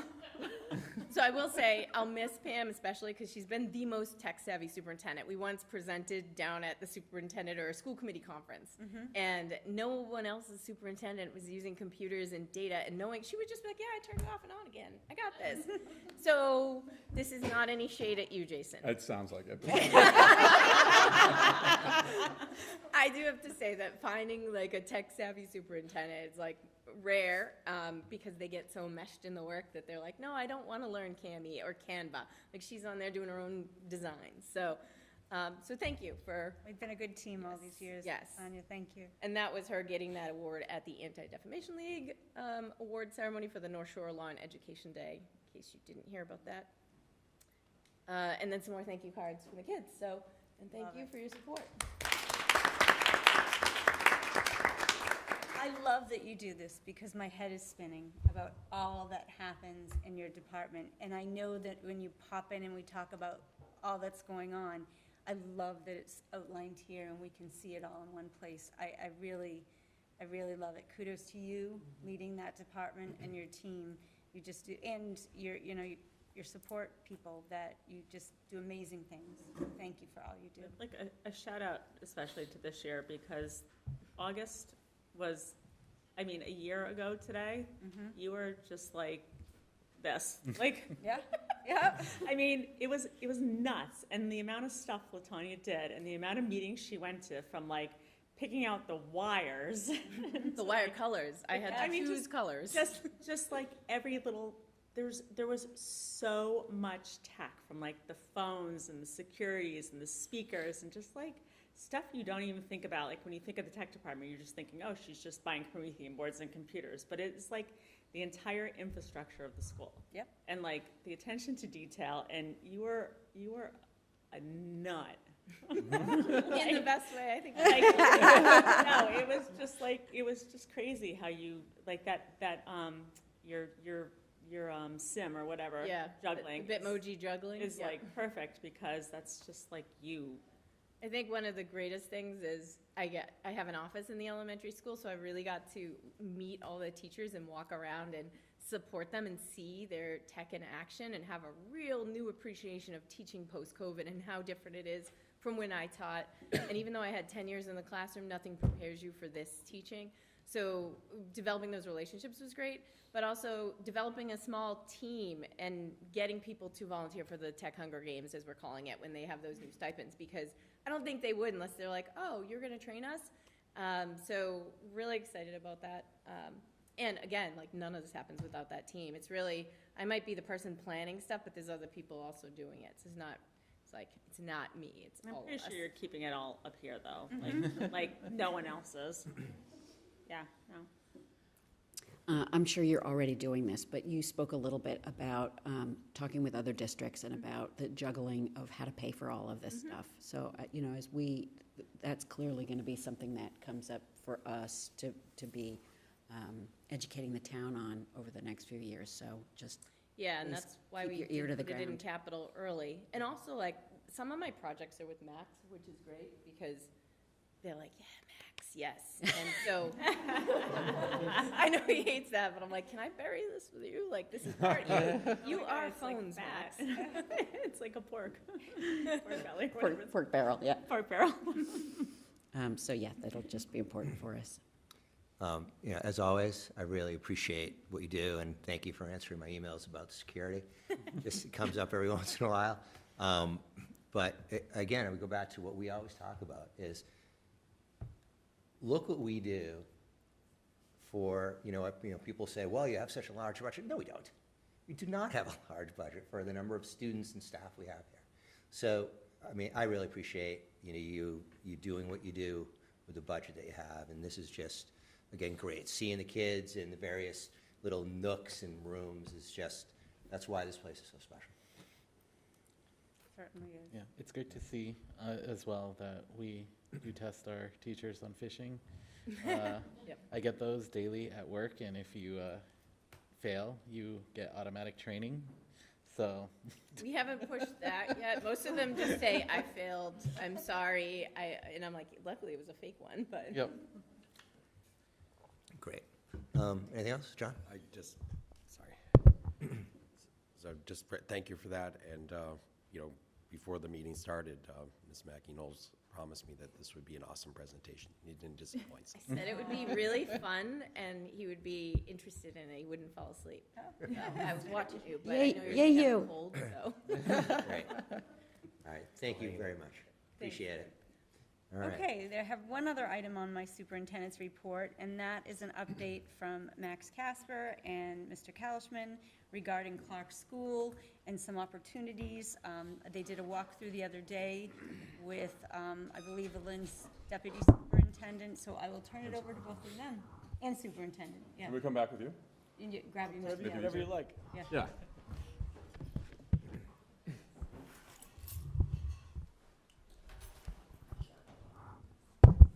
Thank you all, have a great you. night. Thank you. We'll start about just the RFP here. Want me to start about the? Sure. Thanks, LT. About the superintendent of the RFP. Well, you talk about the RFP. Oh, Talk about the meeting. what? Oh, I see. I don't want to be on camera. Okay. Hi, everyone. Thanks for having us. We wanted to talk briefly about the Clark School and sort of what's been happening there and some conversations that have been happening in the future of the building. So the building's obviously been vacant primarily since we closed it at the end of last school year. There's been some limited use of the building this year, storage on the second floor. The recreation department is using it over the summer. Big Blue Bargains is using the portables. They're using a little bit of long-term storage on one of the classrooms on the second floor as well. There was some discussions about a year ago about potentially leasing the building when we thought there may be a more extensive use by recreation in the senior center. That concept got parked for a little while, but that building, even though vacant, still has significant costs with utilities, with maintenance, and a vacant building is a risky thing at times. We've seen this with Hadley, with vandalism and break-ins there. So through a number of discussions, the Clark planning has changed over the years, but there's now been discussions recently, both on the school side and on the town side, because we feel like it's very important that there's sort of collaboration and one hand knows what the other hand is doing. And I think there is agreement at this point, at least internally among staff, that pursuing a short to medium term lease of the Clark building is a prudent option. So we've begun to develop an RFP for that, but are going to be meeting with you and meeting with the select board, so you're aware of that process and have an opportunity to chime in. The RFP will really, we can really control a lot with the RFP, but that really is our chance, right? So with RFPs, we have to, lay out the requirements and the evaluation criteria, and it should be done prior. You can't just kind of put it out there and then willy-nilly make decisions after the fact. So this, in the coming weeks, is an opportunity for anyone really to chime in as to what might be in that RFP. I think primarily thinking to like uses, right? So we could open it up broadly and just say anyone with any idea that fits with zoning and other things, bring it forth.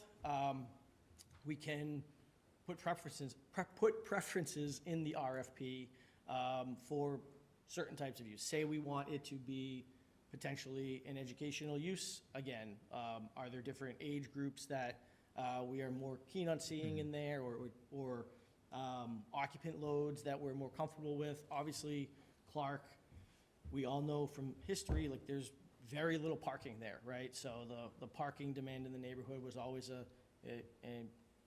something, and if it is reactivated, would be a consideration again. So, we want to move pretty quickly. I think from our recent discussions and kind of understanding, it's probably unlikely that it would be activated as soon as like the end of August, say it was like an education type use again. More likely, later in 25, maybe towards the beginning of calendar year 26. But, we don't want to kind of hold back. We want to get the ball rolling. So, plenty of time to solicit feedback, but really wanted to put it out there. I think, we wanted to talk, there's been some interest from the city of Lynn about the building, so maybe I'll let you speak. Sure. So Max and I met with the superintendent of Lynn Public Schools and the deputy superintendent. We gave them a tour. I will say Clark was in much better shape than I thought it was going to be in. I mean, you can tell that was probably the school in the best shape beforehand. And they were certainly interested. That's when Max and I started talking about, they have a variety of uses that they're looking into. So they have a overflow of elementary school, preschool. We were talking about the parking and the time frame of the day that they'd be looking at. I think we have to decide what the neighborhood's up for, what the town's up for, what you agree with. But I would say that walking through and thinking of all those factors, it might be a hard sell to put in a full-blown elementary school in there. But one of the things we talked about was the possibility of a daycare, if that's where we go. I mean, we could do whatever, but I just thought that that was, I mean, I think we thought that was sort of the easiest sell to the neighborhood. But the fact that it's sitting there vacant, you're paying the utility costs. I believe when it's vacant, Cheryl, that the insurance goes up. So it behooves us all to sort of find a solution here for the town and for the school department. So this was just about bringing it to the school committee's forefront, as they also do with the select board, as they both said, about having a collaborative process and making sure both boards and committees are on board as they roll out the RFP. Go ahead. Okay, Susan.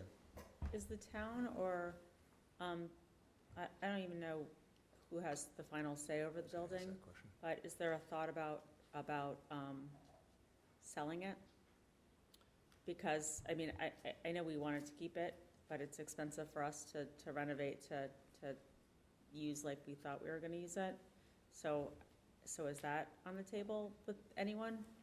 I mean, right now, the building is under the control of the school department. My opinion, I think others share this, is that is probably how we'd like it to stay for the time being. I think there's a very real possibility that the Clark building could be an important chip when it comes time to deal with the middle school building, hopefully sooner than later. So maybe long-term, that is a good option, but that's why we think this short to midterm lease is sort of a step maybe towards that. I guess I'm mostly asking because I want to make sure that the town is not thinking the sell. That's all. I just keep hearing things, and I just want to make sure that we strongly advocate for putting a program in there and keeping it under our.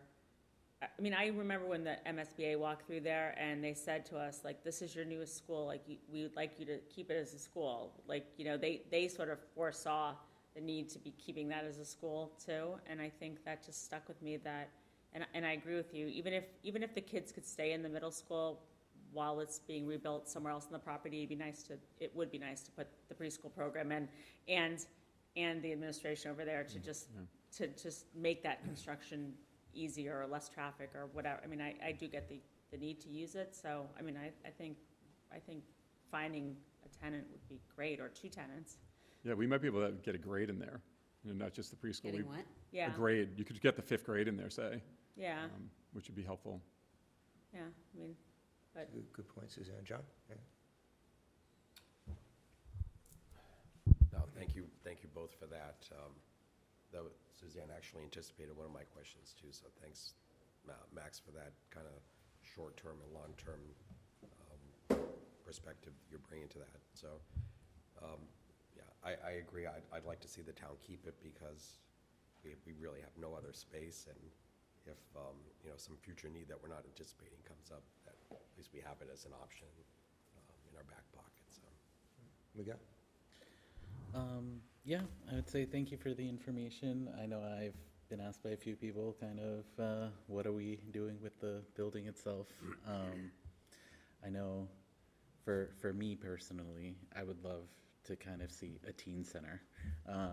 Just because once you pass 5th or 4th grade, there's no more like after school programming for you in this town unless you do sports. So that's just my selfish idea, but it's great to hear that we're kind of looking at different options and trying to make sure that it's not just a cost for the school department and the town overall. Amy? I think I have a little bit of a different tack, or a little bit of a different thought about this. I like the idea of having a medium to longer term lease. I think that hanging on to a building and paying, you know, insurance and upkeep and all of that for a project that is, you know, realistically more than 5 years down the road, 10 years down the road, you know, I wonder what the return on investment is. And I know that obviously the investment is little, but having this space for a what if, I think puts the town in a position of saying, look, this is more, you know, this is education money that we're spending, that if we didn't have it, could be spent elsewhere. So I do like the idea of a lease. I like it. I would prefer to see it longer than shorter if that's the case. But I think that we have to be really smart about, I sort of disagree about the idea of, you know, selling it or not selling it. I think that we have a really bad track record here in town with unused buildings. And I think that the sooner we're out of that business, the better we are. So that's my opinion. Thank you. First, thank you guys for walking through that. I think it's a really complicated thing. I am really hopeful that the middle school is not a 5 to 10 year issue, because then I agree with Amy. We can't be holding on to something for 10 years. We just can't. I'm hopeful that the middle school is a much shorter, at least, vision of what's going to happen. And I know, and that's concerning. I mean, the town has a terrible track record of, you know, dealing with buildings, and you just have to look around town. So I definitely agree with Amy that at some point we do have to, you know, fish or cut bait. But I would like to see, you know, the town, you know, start to deal with the middle school issue, because it really does need to be dealt with. You know, we're doing, you know, not yourself as principal, but, you know, we're doing amazing things in a building that just is completely antiquated. And you have kids going to a brand new elementary school. You have kids coming up here, you know, it's only 20 years old, and we do a lot of maintenance. I mean, excuse me, all I have to do is, you know, go to the auditorium, what's happened there. So I think it really should be discussed probably sooner than later, that what are we looking at, you know, from a town point of view? If we are looking at years and years, you know, I think a very difficult decision might have to be made. But I appreciate you guys doing that. I mean, look, I think you have to get on this Right. sooner than later in order to just fill it. Right. I think it's going to be something that's important for us to talk about when we have a financial summit. Absolutely. Because I don't know about you, I have no confidence that the electorate has the stomach coming off the next few years of what our budget is going to be for, you know, having another gigantic project. Right. As much as I would like it, I don't think it's realistic. That's my thought. I mean, it took us, you know, 10 years to get the elementary school built, and that was with buildings that were literally crumbling. Right. And so this is not crumbling, and it's not as nice as it could be or should be, but I don't think it's dire the way the other ones were. So, right. I agree with Amy. I think that, again, this is just another reason that we have to have that summit. You know, and it's just important. Thank you guys very, very much. Appreciate it. I was just going to say, sorry, one last, Yeah. I was just going to say to Miguel's point about the teen center, depending on what goes in there, I mean, we could have a multi-use situation where, you know, say it was a preschool or a daycare. Again, it could be anything, but that are out by 1 or 2. Maybe there is some room to look at a center for the teens, a teen center afterwards. So. Right. Great. Thank you, guys. It will be on the select board, their first meeting in July. They've asked to have a discussion about this, so I just wanted you to be aware of that. good. Great. Thank you. Thank you. All right. That concludes my report. All right. Thank you very much. Stella.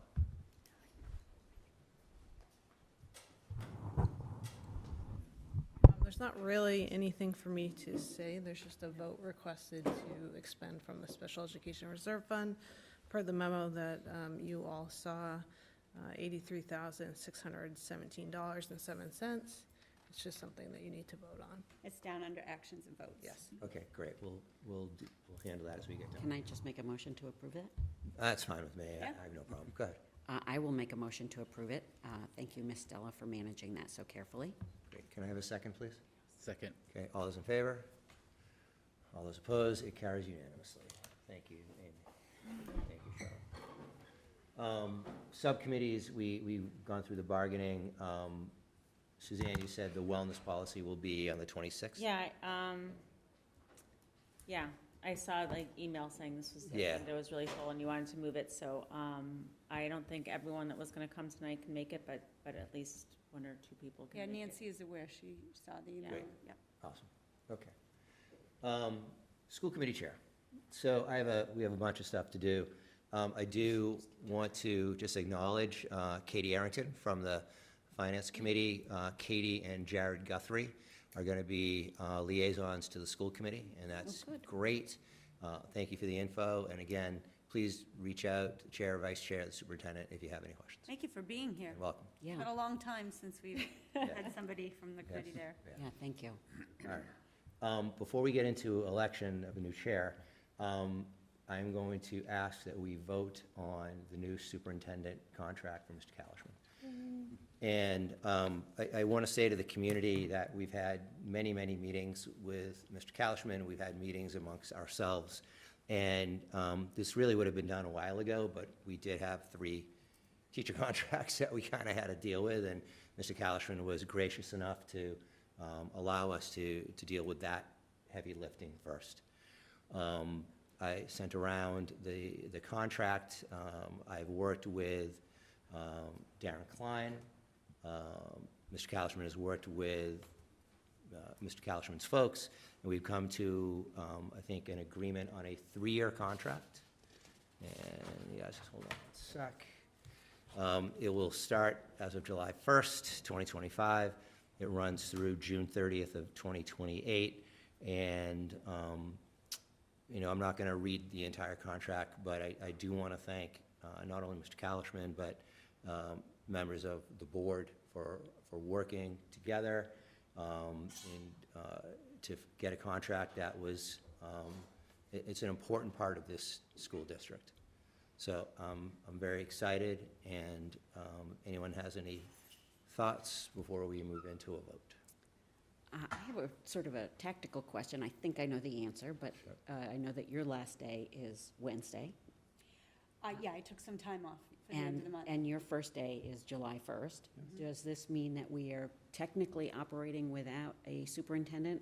And does that matter? And, or are you, as the superintendent designee in that?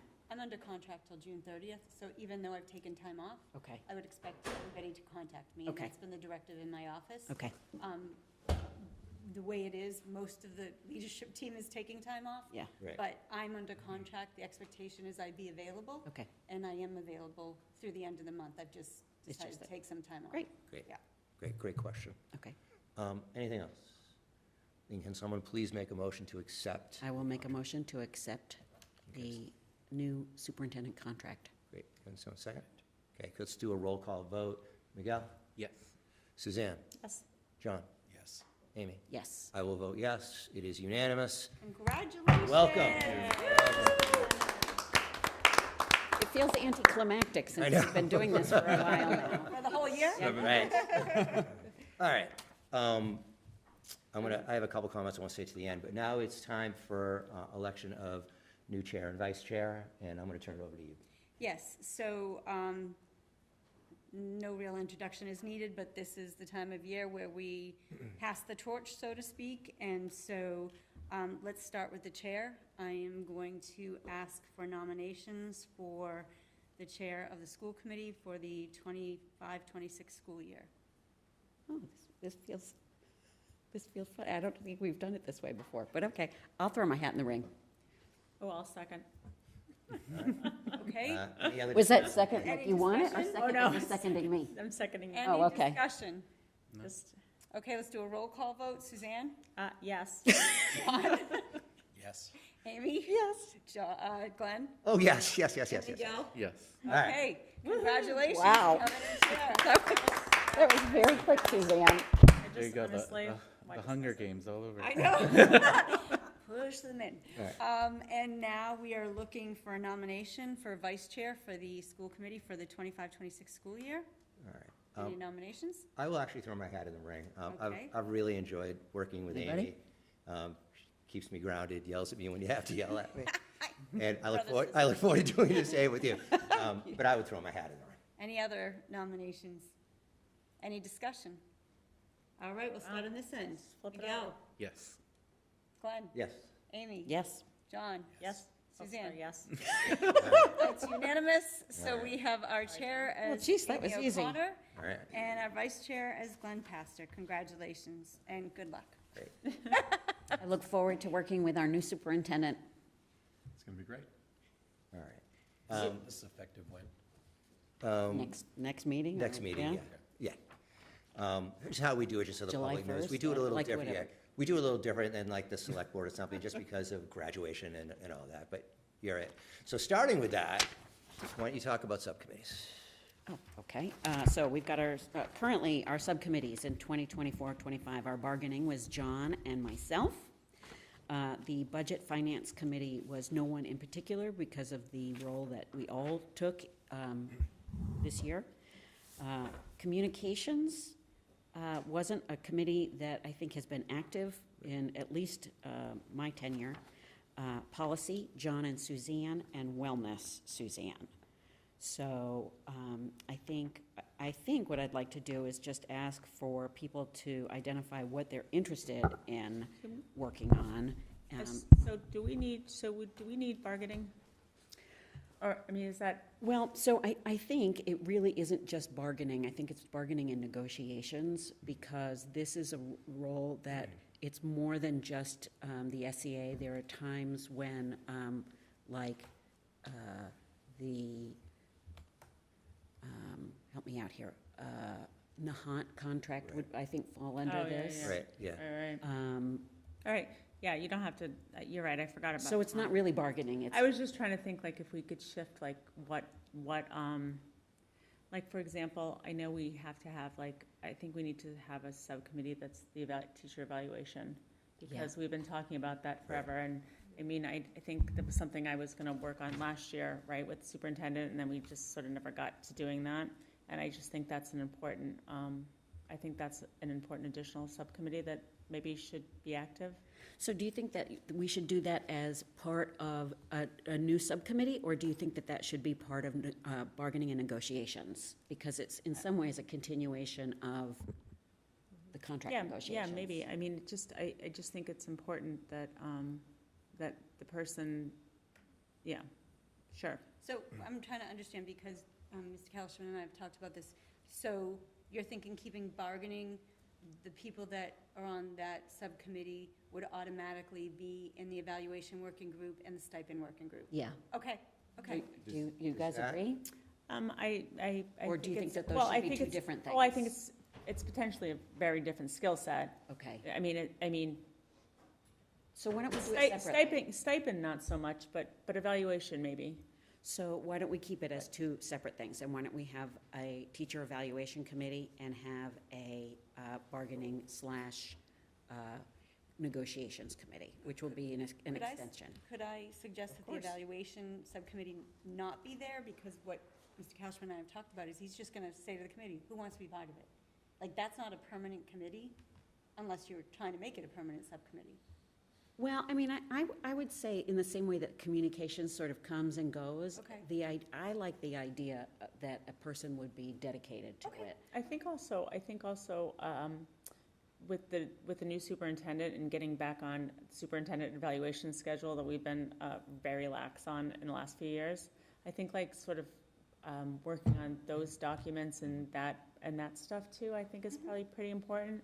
That makes sense. Just because, I mean, I think, the teacher thing to me is very important because we've sort of kicked that can down the road for a long time, but I think just reinvigorating, we have an opportunity now with this new superintendent to get back on the right schedule. Well, new superintendent, new director of teaching and Right? learning. Right. Like, just, there's New just like, leadership and there's just like, there's, I'll nominate you.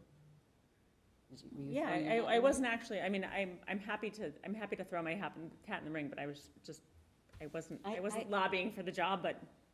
I think that this is something that you're good at, particularly having been, while it was a long time ago, but having been in the education world more so than the rest of us. Yeah. I was gonna say I that. agree. Yeah, no, I'm interested. I just think it's something important that we don't do, that we need to do. Yeah, happy to, Would happy you to. do it? Yeah. Okay. Second, anybody? Well, who else wants to do it? Are we looking for two people to do it? I Like, think we is it a two people thing like with Rustum, or? What do you guys think? I think two. That just takes some pressure off and, you know, Okay, who wants it? This is the Hunger Games. right?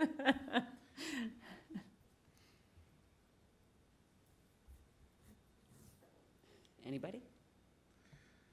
Let's, I'll go. let's do this, rather than you, But just you don't do it now, don't think about it now, we can just Yeah, you don't- table it. so let's put your name in, and then once we see sort of like what else is happening here, maybe we'll fill Right. in. Okay. It's also been done before where we've discussed these here, and then at the next meeting, people have had time Right. to Yeah, talk yeah. offline, and then they come back and. That's true. Yeah. Wellness, this has been with you for I just, a decade.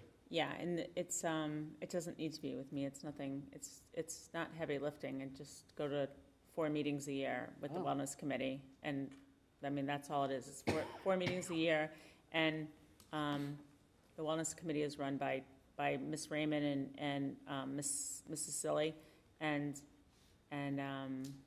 there's a group. So And- the school committee doesn't own that per se. Well, We the just- school committee has to be on it, and it is a committee of the school committee, but what's important about it is that the wellness plan policy has to be updated every year so that food services gets their FDA Okay. money.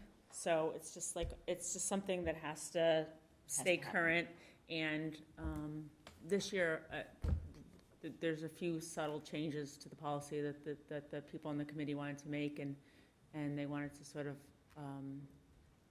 make the document more like a living document, actually with a little more rigor to the evaluating that some of the stuff that they've asked for the district to do is happening. All right. So it's an important, So I'm going to put that on, everybody please think about that. yeah, it's not a heavy, it's not Unless a you want to heavy jump lift. in and you're like, oh my God, I love wellness. It is not a heavy lift. I'm working backwards. The policy subcommittee? As the two who own it now, how do you feel about it? What do I you? feel like I have failed miserably. We have so many policies that we need to, there are a lot of policies that need to. It's been a lot with negotiating 3 Yeah, contracts. I agree. We seem to have a lot of stuff all the time, but I think we need to get back into regular policy meetings and. So would you, in terms of like the lifting, I mean, you were talking about wellness being something that is not a heavy lift, where would you put policy? Policy should be the big- most important yeah. document here, because outside of budget policy is the only other thing we do, right? I'd hired the superintendent's Yeah. done. So we only have budget and policy is pretty important, and we have some policies that really we talk about all the time. I mean, we talked about updating, open communication or public comment policy, right? We never officially did it. There's just stuff that we're not, and it's not a problem until it's a problem. So it needs somebody who's very, It's just. who can keep track of the details and Well, it's just, carry them through. there's just a list, I mean, the MASC keeps track of the details very well, it sends you the newsletter every month, it tells you what policies are getting updated or have changes, and, someone needs to read that and then come to the meetings with those changes, and have meetings with the stakeholders for the policy, and then make the changes, come to the meeting, have us read it, and then, it is a. Probably the heaviest lift. You know what, when I first was on this committee, it was a gigantic lift, because we did a huge policy review with MASC, right? So it was huge, we were doing Because stuff. it was everything. Yeah, we were doing things every week, and I think that it doesn't have to be that huge, but I think it's something that needs a little bit more attention than it has gotten this year, for sure. Okay.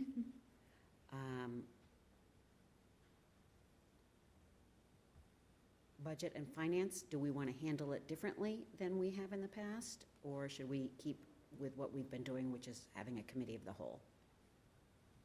I like the committee of the whole, personally. Yeah, I completely agree. Committee of the whole. Could I have one person who maybe wants to be the, I'll do that, Amy. okay, The other thing too is we need a liaison to the CPAC, Swampscott Education. okay, well So then, I'll take that as well. okay. Do I have a second for the Budget Finance Committee? Wait, I thought we were just leaving it as a committee of the whole. Well, but to have one person sort of own it, like, Why? I don't know. We don't have anyone right now owning it, because we're committee of the whole. I'm just saying, I'm honestly just. I could be convinced I'm just either way. saying why, just because. I think you should keep it the same way it's been with the whole. You're all fighting for the budget, right? All That's right. fine. Yeah, and I think that if a meeting needs to be called, I think the chair calls it anyway, right? It's not like you're gonna. Or anybody Right. who's, you know, I don't want to be, I'm not Yeah, or Ms. standing in the way Stella of calls it, anybody. Yeah. says I need the committee to meet Yeah, about okay. whatever. The other is, so the last two is bargaining and negotiations. I'll take that. We- Amy. oh. I'll sit on that. And a second? No, we've actually worked really. Yeah, well together so, on a number of that's things. great. I Yeah. wouldn't mind working with you on that. Okay.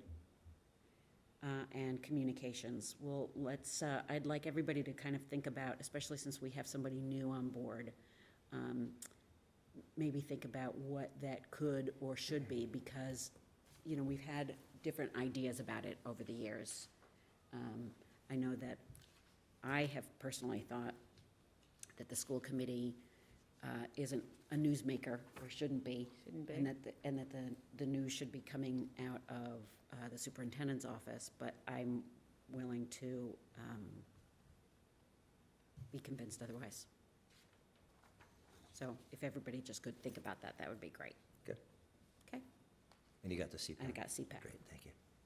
Would you You guys- guys to take that to Nancy? Yes, Or would you along, like to email it to her? Like, write it out? are you gonna be in the office tomorrow? Can I wait? Yeah, I can make sure she gets it. Before, I'll stay with the voting thing, because I've done it, but the community, Well, before you do that. what's What's that, you mean the, task force that's looking at community center / oh, I have not been able to make their meetings. It's such a bad time for me, and someone else, they really are looking for like a liaison. They're at the point right now, I think that, it's been hard for them to get quorums because people can't make the meetings. So they do need someone to commit. I think most of their meetings are on Monday nights. okay. And they're at the point where they're deciding, they have a tentative RFP written for something, and they're deciding right now RFP or How does that, RFQ. I'm pointing over to Max, but how does that, like, tie in with what he's doing? Well, they're not looking at using Clark necessarily. So they're looking at a They're just broader looking at what. idea. I think they were working on, I seriously have not gone to enough meetings. They were working on first doing like sort of survey, like a community needs kind of assessment survey, and then developing an RFP. I don't know whether I think it's to get someone to help them with that right now, to determine needs. And who runs that? So, it's Is it the select board? it was a committee that was put together at the request of the select board, but Heidi Weir and Bob Powell are the two people behind it. They're not the people that are the chair. There's a woman, she's great, the woman who is the chair. She's pretty new to town, but she's a go-getter. So let's put this up for Yeah, they just, consideration that I maybe think somebody else. her, Anika Kumili. So am I she's- heing you and saying, let's I put just- this up for maybe somebody else to? Yeah, grab like it? someone, I just would, Okay. I would feel better. I do think they want someone. So there's the community center task force, there's Yeah. the voting, The voting one it will end at some point, not Okay. too soon. Not too long. and then there is the committee that you're on, Town administrator, John, the right. town administrator search. That's an ad hoc committee, okay. I'll send this to her. Okay, great. You can also send this to her too then. Might as well. There Thank go. you. Do you mind doing that? Yeah, absolutely. Okay, Right? so let's just make sure that this is on the agenda for the next time so that we can Sure. wrap it up. Excellent. All Are you right. doing the agenda next time? Will you put that wellness policy on it too? Make sure that's on it. Yeah, I guess that's me. And, Yes, that's you, baby. I'm done. Well, I actually go over the agendas every morning. I got a little experience of this. I know, but, I mean, typically, and what I've said to Mr. Kalishman is, you go in the next day, you go over it. Nancy sometimes watches it and makes sure that Yeah. anything, the notes that we take, but Yeah. feel free. No, if you could pass that on to Nancy, that should be there, that would be great. All right. Along with anything else that we skipped over today. All right. Thank you, Amy. The other thing on, before I have a couple of things, is proposed school committee dates for 25, 26. I What, believe Nancy just did the 2nd and 4th as Yeah. typical. so, right now, we have no meeting in July. We start up again August 14th and August 28th. When's the first day of school? August 25th and 6th for teachers, so it would be probably Okay, the 27th great. for the kids. Yeah.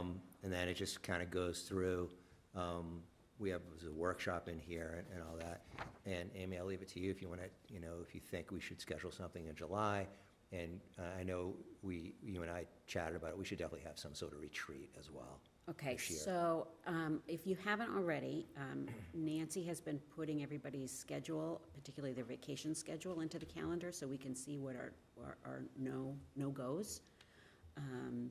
I do think that we, this summer, need to schedule a retreat, and from there, figure out, we need to get back on track in terms of setting our expectations with the new superintendent, and I know some of that is going to be collaborative, but especially with a new committee member, I think it's really critical that we have a meeting this summer, and I'd like to bring in somebody from the MASC to guide us on that. Great. Since we're all a little rusty. I completely agree. All right. So if you haven't, please let Nancy know what your schedules are. Okay, great, thank you. Just two quick things from me, just so the community knows. So this was a very busy year for us. This is my second go-round as chair. I vowed to myself that I would share as much as humanly possible with everybody, and I think there was only one instance that I didn't share something with Amy as my vice chair, and then I did eventually 2 weeks later. It's been a busy year, and I asked Nancy just to give me some statistics. We've had since September of last year, excluding August, we've had 68 meetings. 68. Those include, we had a school community workshop, we had a community conversation, we had a budget subcommittee of the whole, a couple different times. We've had just a bunch of executive sessions as we dealt with various contracts. Which, as the community knows, just what we would do is we would bargain on Wednesday in the late afternoon, evening. We all would meet first thing Wednesday morning to go over strategy. So kudos to this entire board. That's a lot of work, and thank you all very much. I really appreciate that. And then lastly, Ms. Angelakis, you've been a great person to, as the chair, to bounce ideas off for you again, like Amy, to tell me, stop. And, just to. No, don't do that. Yeah, stay the hell off Facebook. And there were certainly several times that I called Amy and just screaming for 5 minutes that she said, okay, you can hang up now, make sure you delete whatever you wrote. But in all seriousness, and I've said this before, I really appreciate, the education I've gotten over this time. I remember when I decided to come back into the fray, and I called and I met with you, and your first question was, why? And then, yes, you should definitely run. So, as I've said before, best of luck to you. I really appreciate all your efforts, and everybody here. It's made being chair really, really great. I do appreciate that. And with that, I think we're moving on to public comment. If I can actually get it over there. Hold on for 1 sec here. That's not it. Yeah, sorry about that. Hold on. Let's go back over here. Zoom. There we are. Can anyone, I've lost mine. Can anyone tell me if there's any Zoom? Catherine Quinn has her hand up. Okay, so Catherine, hold on, just as a reminder, Catherine, we'll give you 3 minutes, and we're not going to answer any questions. Go ahead. You're on. Okay, okay, thank you. Good evening, everybody. I just wanted to, I didn't get to attend the meeting there in person. I know the ratification was going on. I just didn't want to let the opportunity go by without had my little voice out there to thank the school committee. I think we were all threads, very individual people with our own little strengths and weaknesses, but together we wove a great tapestry, and that's the vision I have of what happened. I know you all described, you know, what happened too with the new bargaining method we were using, but I see a beautiful tapestry has been woven, and I'm going to hold on to that great picture in my head. I also would like to, I'm sure Latanya is not there right now, but something that's not on her slides, and she has been very comprehensive with everything she's done, but I'd just like to add in that kindness and patience are something that is definitely part of what they do. The patience they have with people who need to come back and get a little training more than once. I'm one of those people. Such patience, you know, they're very skilled at what they do, and it's hard sometimes to understand that somebody may not get something the first time, but they're always incredibly patient. Kerry O'Donnell was on my floor, and we became best friends as the year went on, and I always appreciated her patience and kindness. And lastly, I just was gathering my thoughts together about our first year at the SES, and if it's okay, it's just a couple of words I put together. I know at the beginning of the school year, I shared with Laurie one day that, you know, our $100 million school would just be a building without her at the helm. And I know that as we draw to the end of the close of the first year at SES, I can say that Laurie never lost her vision despite anything challenging that was going on. She remained a people person and cared about all of us. And even when things, you know, were challenging, she always would say, this is an experience, we're going to learn from this, you know, and she gave us, you know, brought perspective to any challenges that we might have had as we learned and grew with our hundreds of children and all our staff members. Her mantra never changed. As long as the kiddos are loved, that was her mantra, and she said it many times, and she meant it, and she practiced it every day. And I just want to close in saying that I feel very blessed when I enter the building every day, knowing that what lies inside is a community like no other, where love prevails. I feel infinitely grateful for all that Laurie has shouldered this year, and the team, the admin team, and all of the people I work with who came together as a great community over the year. And it's a space where, as I said, love prevails. Students and staff have opportunities to learn each day together and from each other and with each other. And may we all continue to be abundantly blessed. Great. Thank you very much, Catherine. All right. Thank you. Okay. Anybody else? All right. Moving right along. Anyone else there? No. Okay, good. Actions and votes, we've already done some. We have a couple outstanding. Can I combine the two field trips, or do I have to do it I was going to separately? say, I feel like I could zoom us through this pretty quickly. Okay, so go ahead. Why don't we just? I'm going to make a motion, because I know that this was discussed before, to approve the field trip to Lyon and Paris that was presented 2 weeks ago. And Universal Studios at the same time, that was presented as well? Yeah. Let's do Oh, both. yes, Let's do sorry, both. and Universal Studios. I was going to go Thank through you. it faster than you. Thank you, okay, thank you, yes. to approve these 2 field trips that were already presented, and this is the formal vote. Great, can someone make a second, please? I'm going to second. Okay, all those in favor? Great, that passes unanimously. All right, I am going to make a motion to approve 3 donations, one coming in for the Big Blue baseball boosters to pay for additional coaches. This is standard operating procedure. One from Jocelyn Cook, some wood turning tools, and one for donation coming in from Big Blue Bargains, which is going directly to help fund engineering program and alternatives to the 8th grade Washington, D.C. field trip.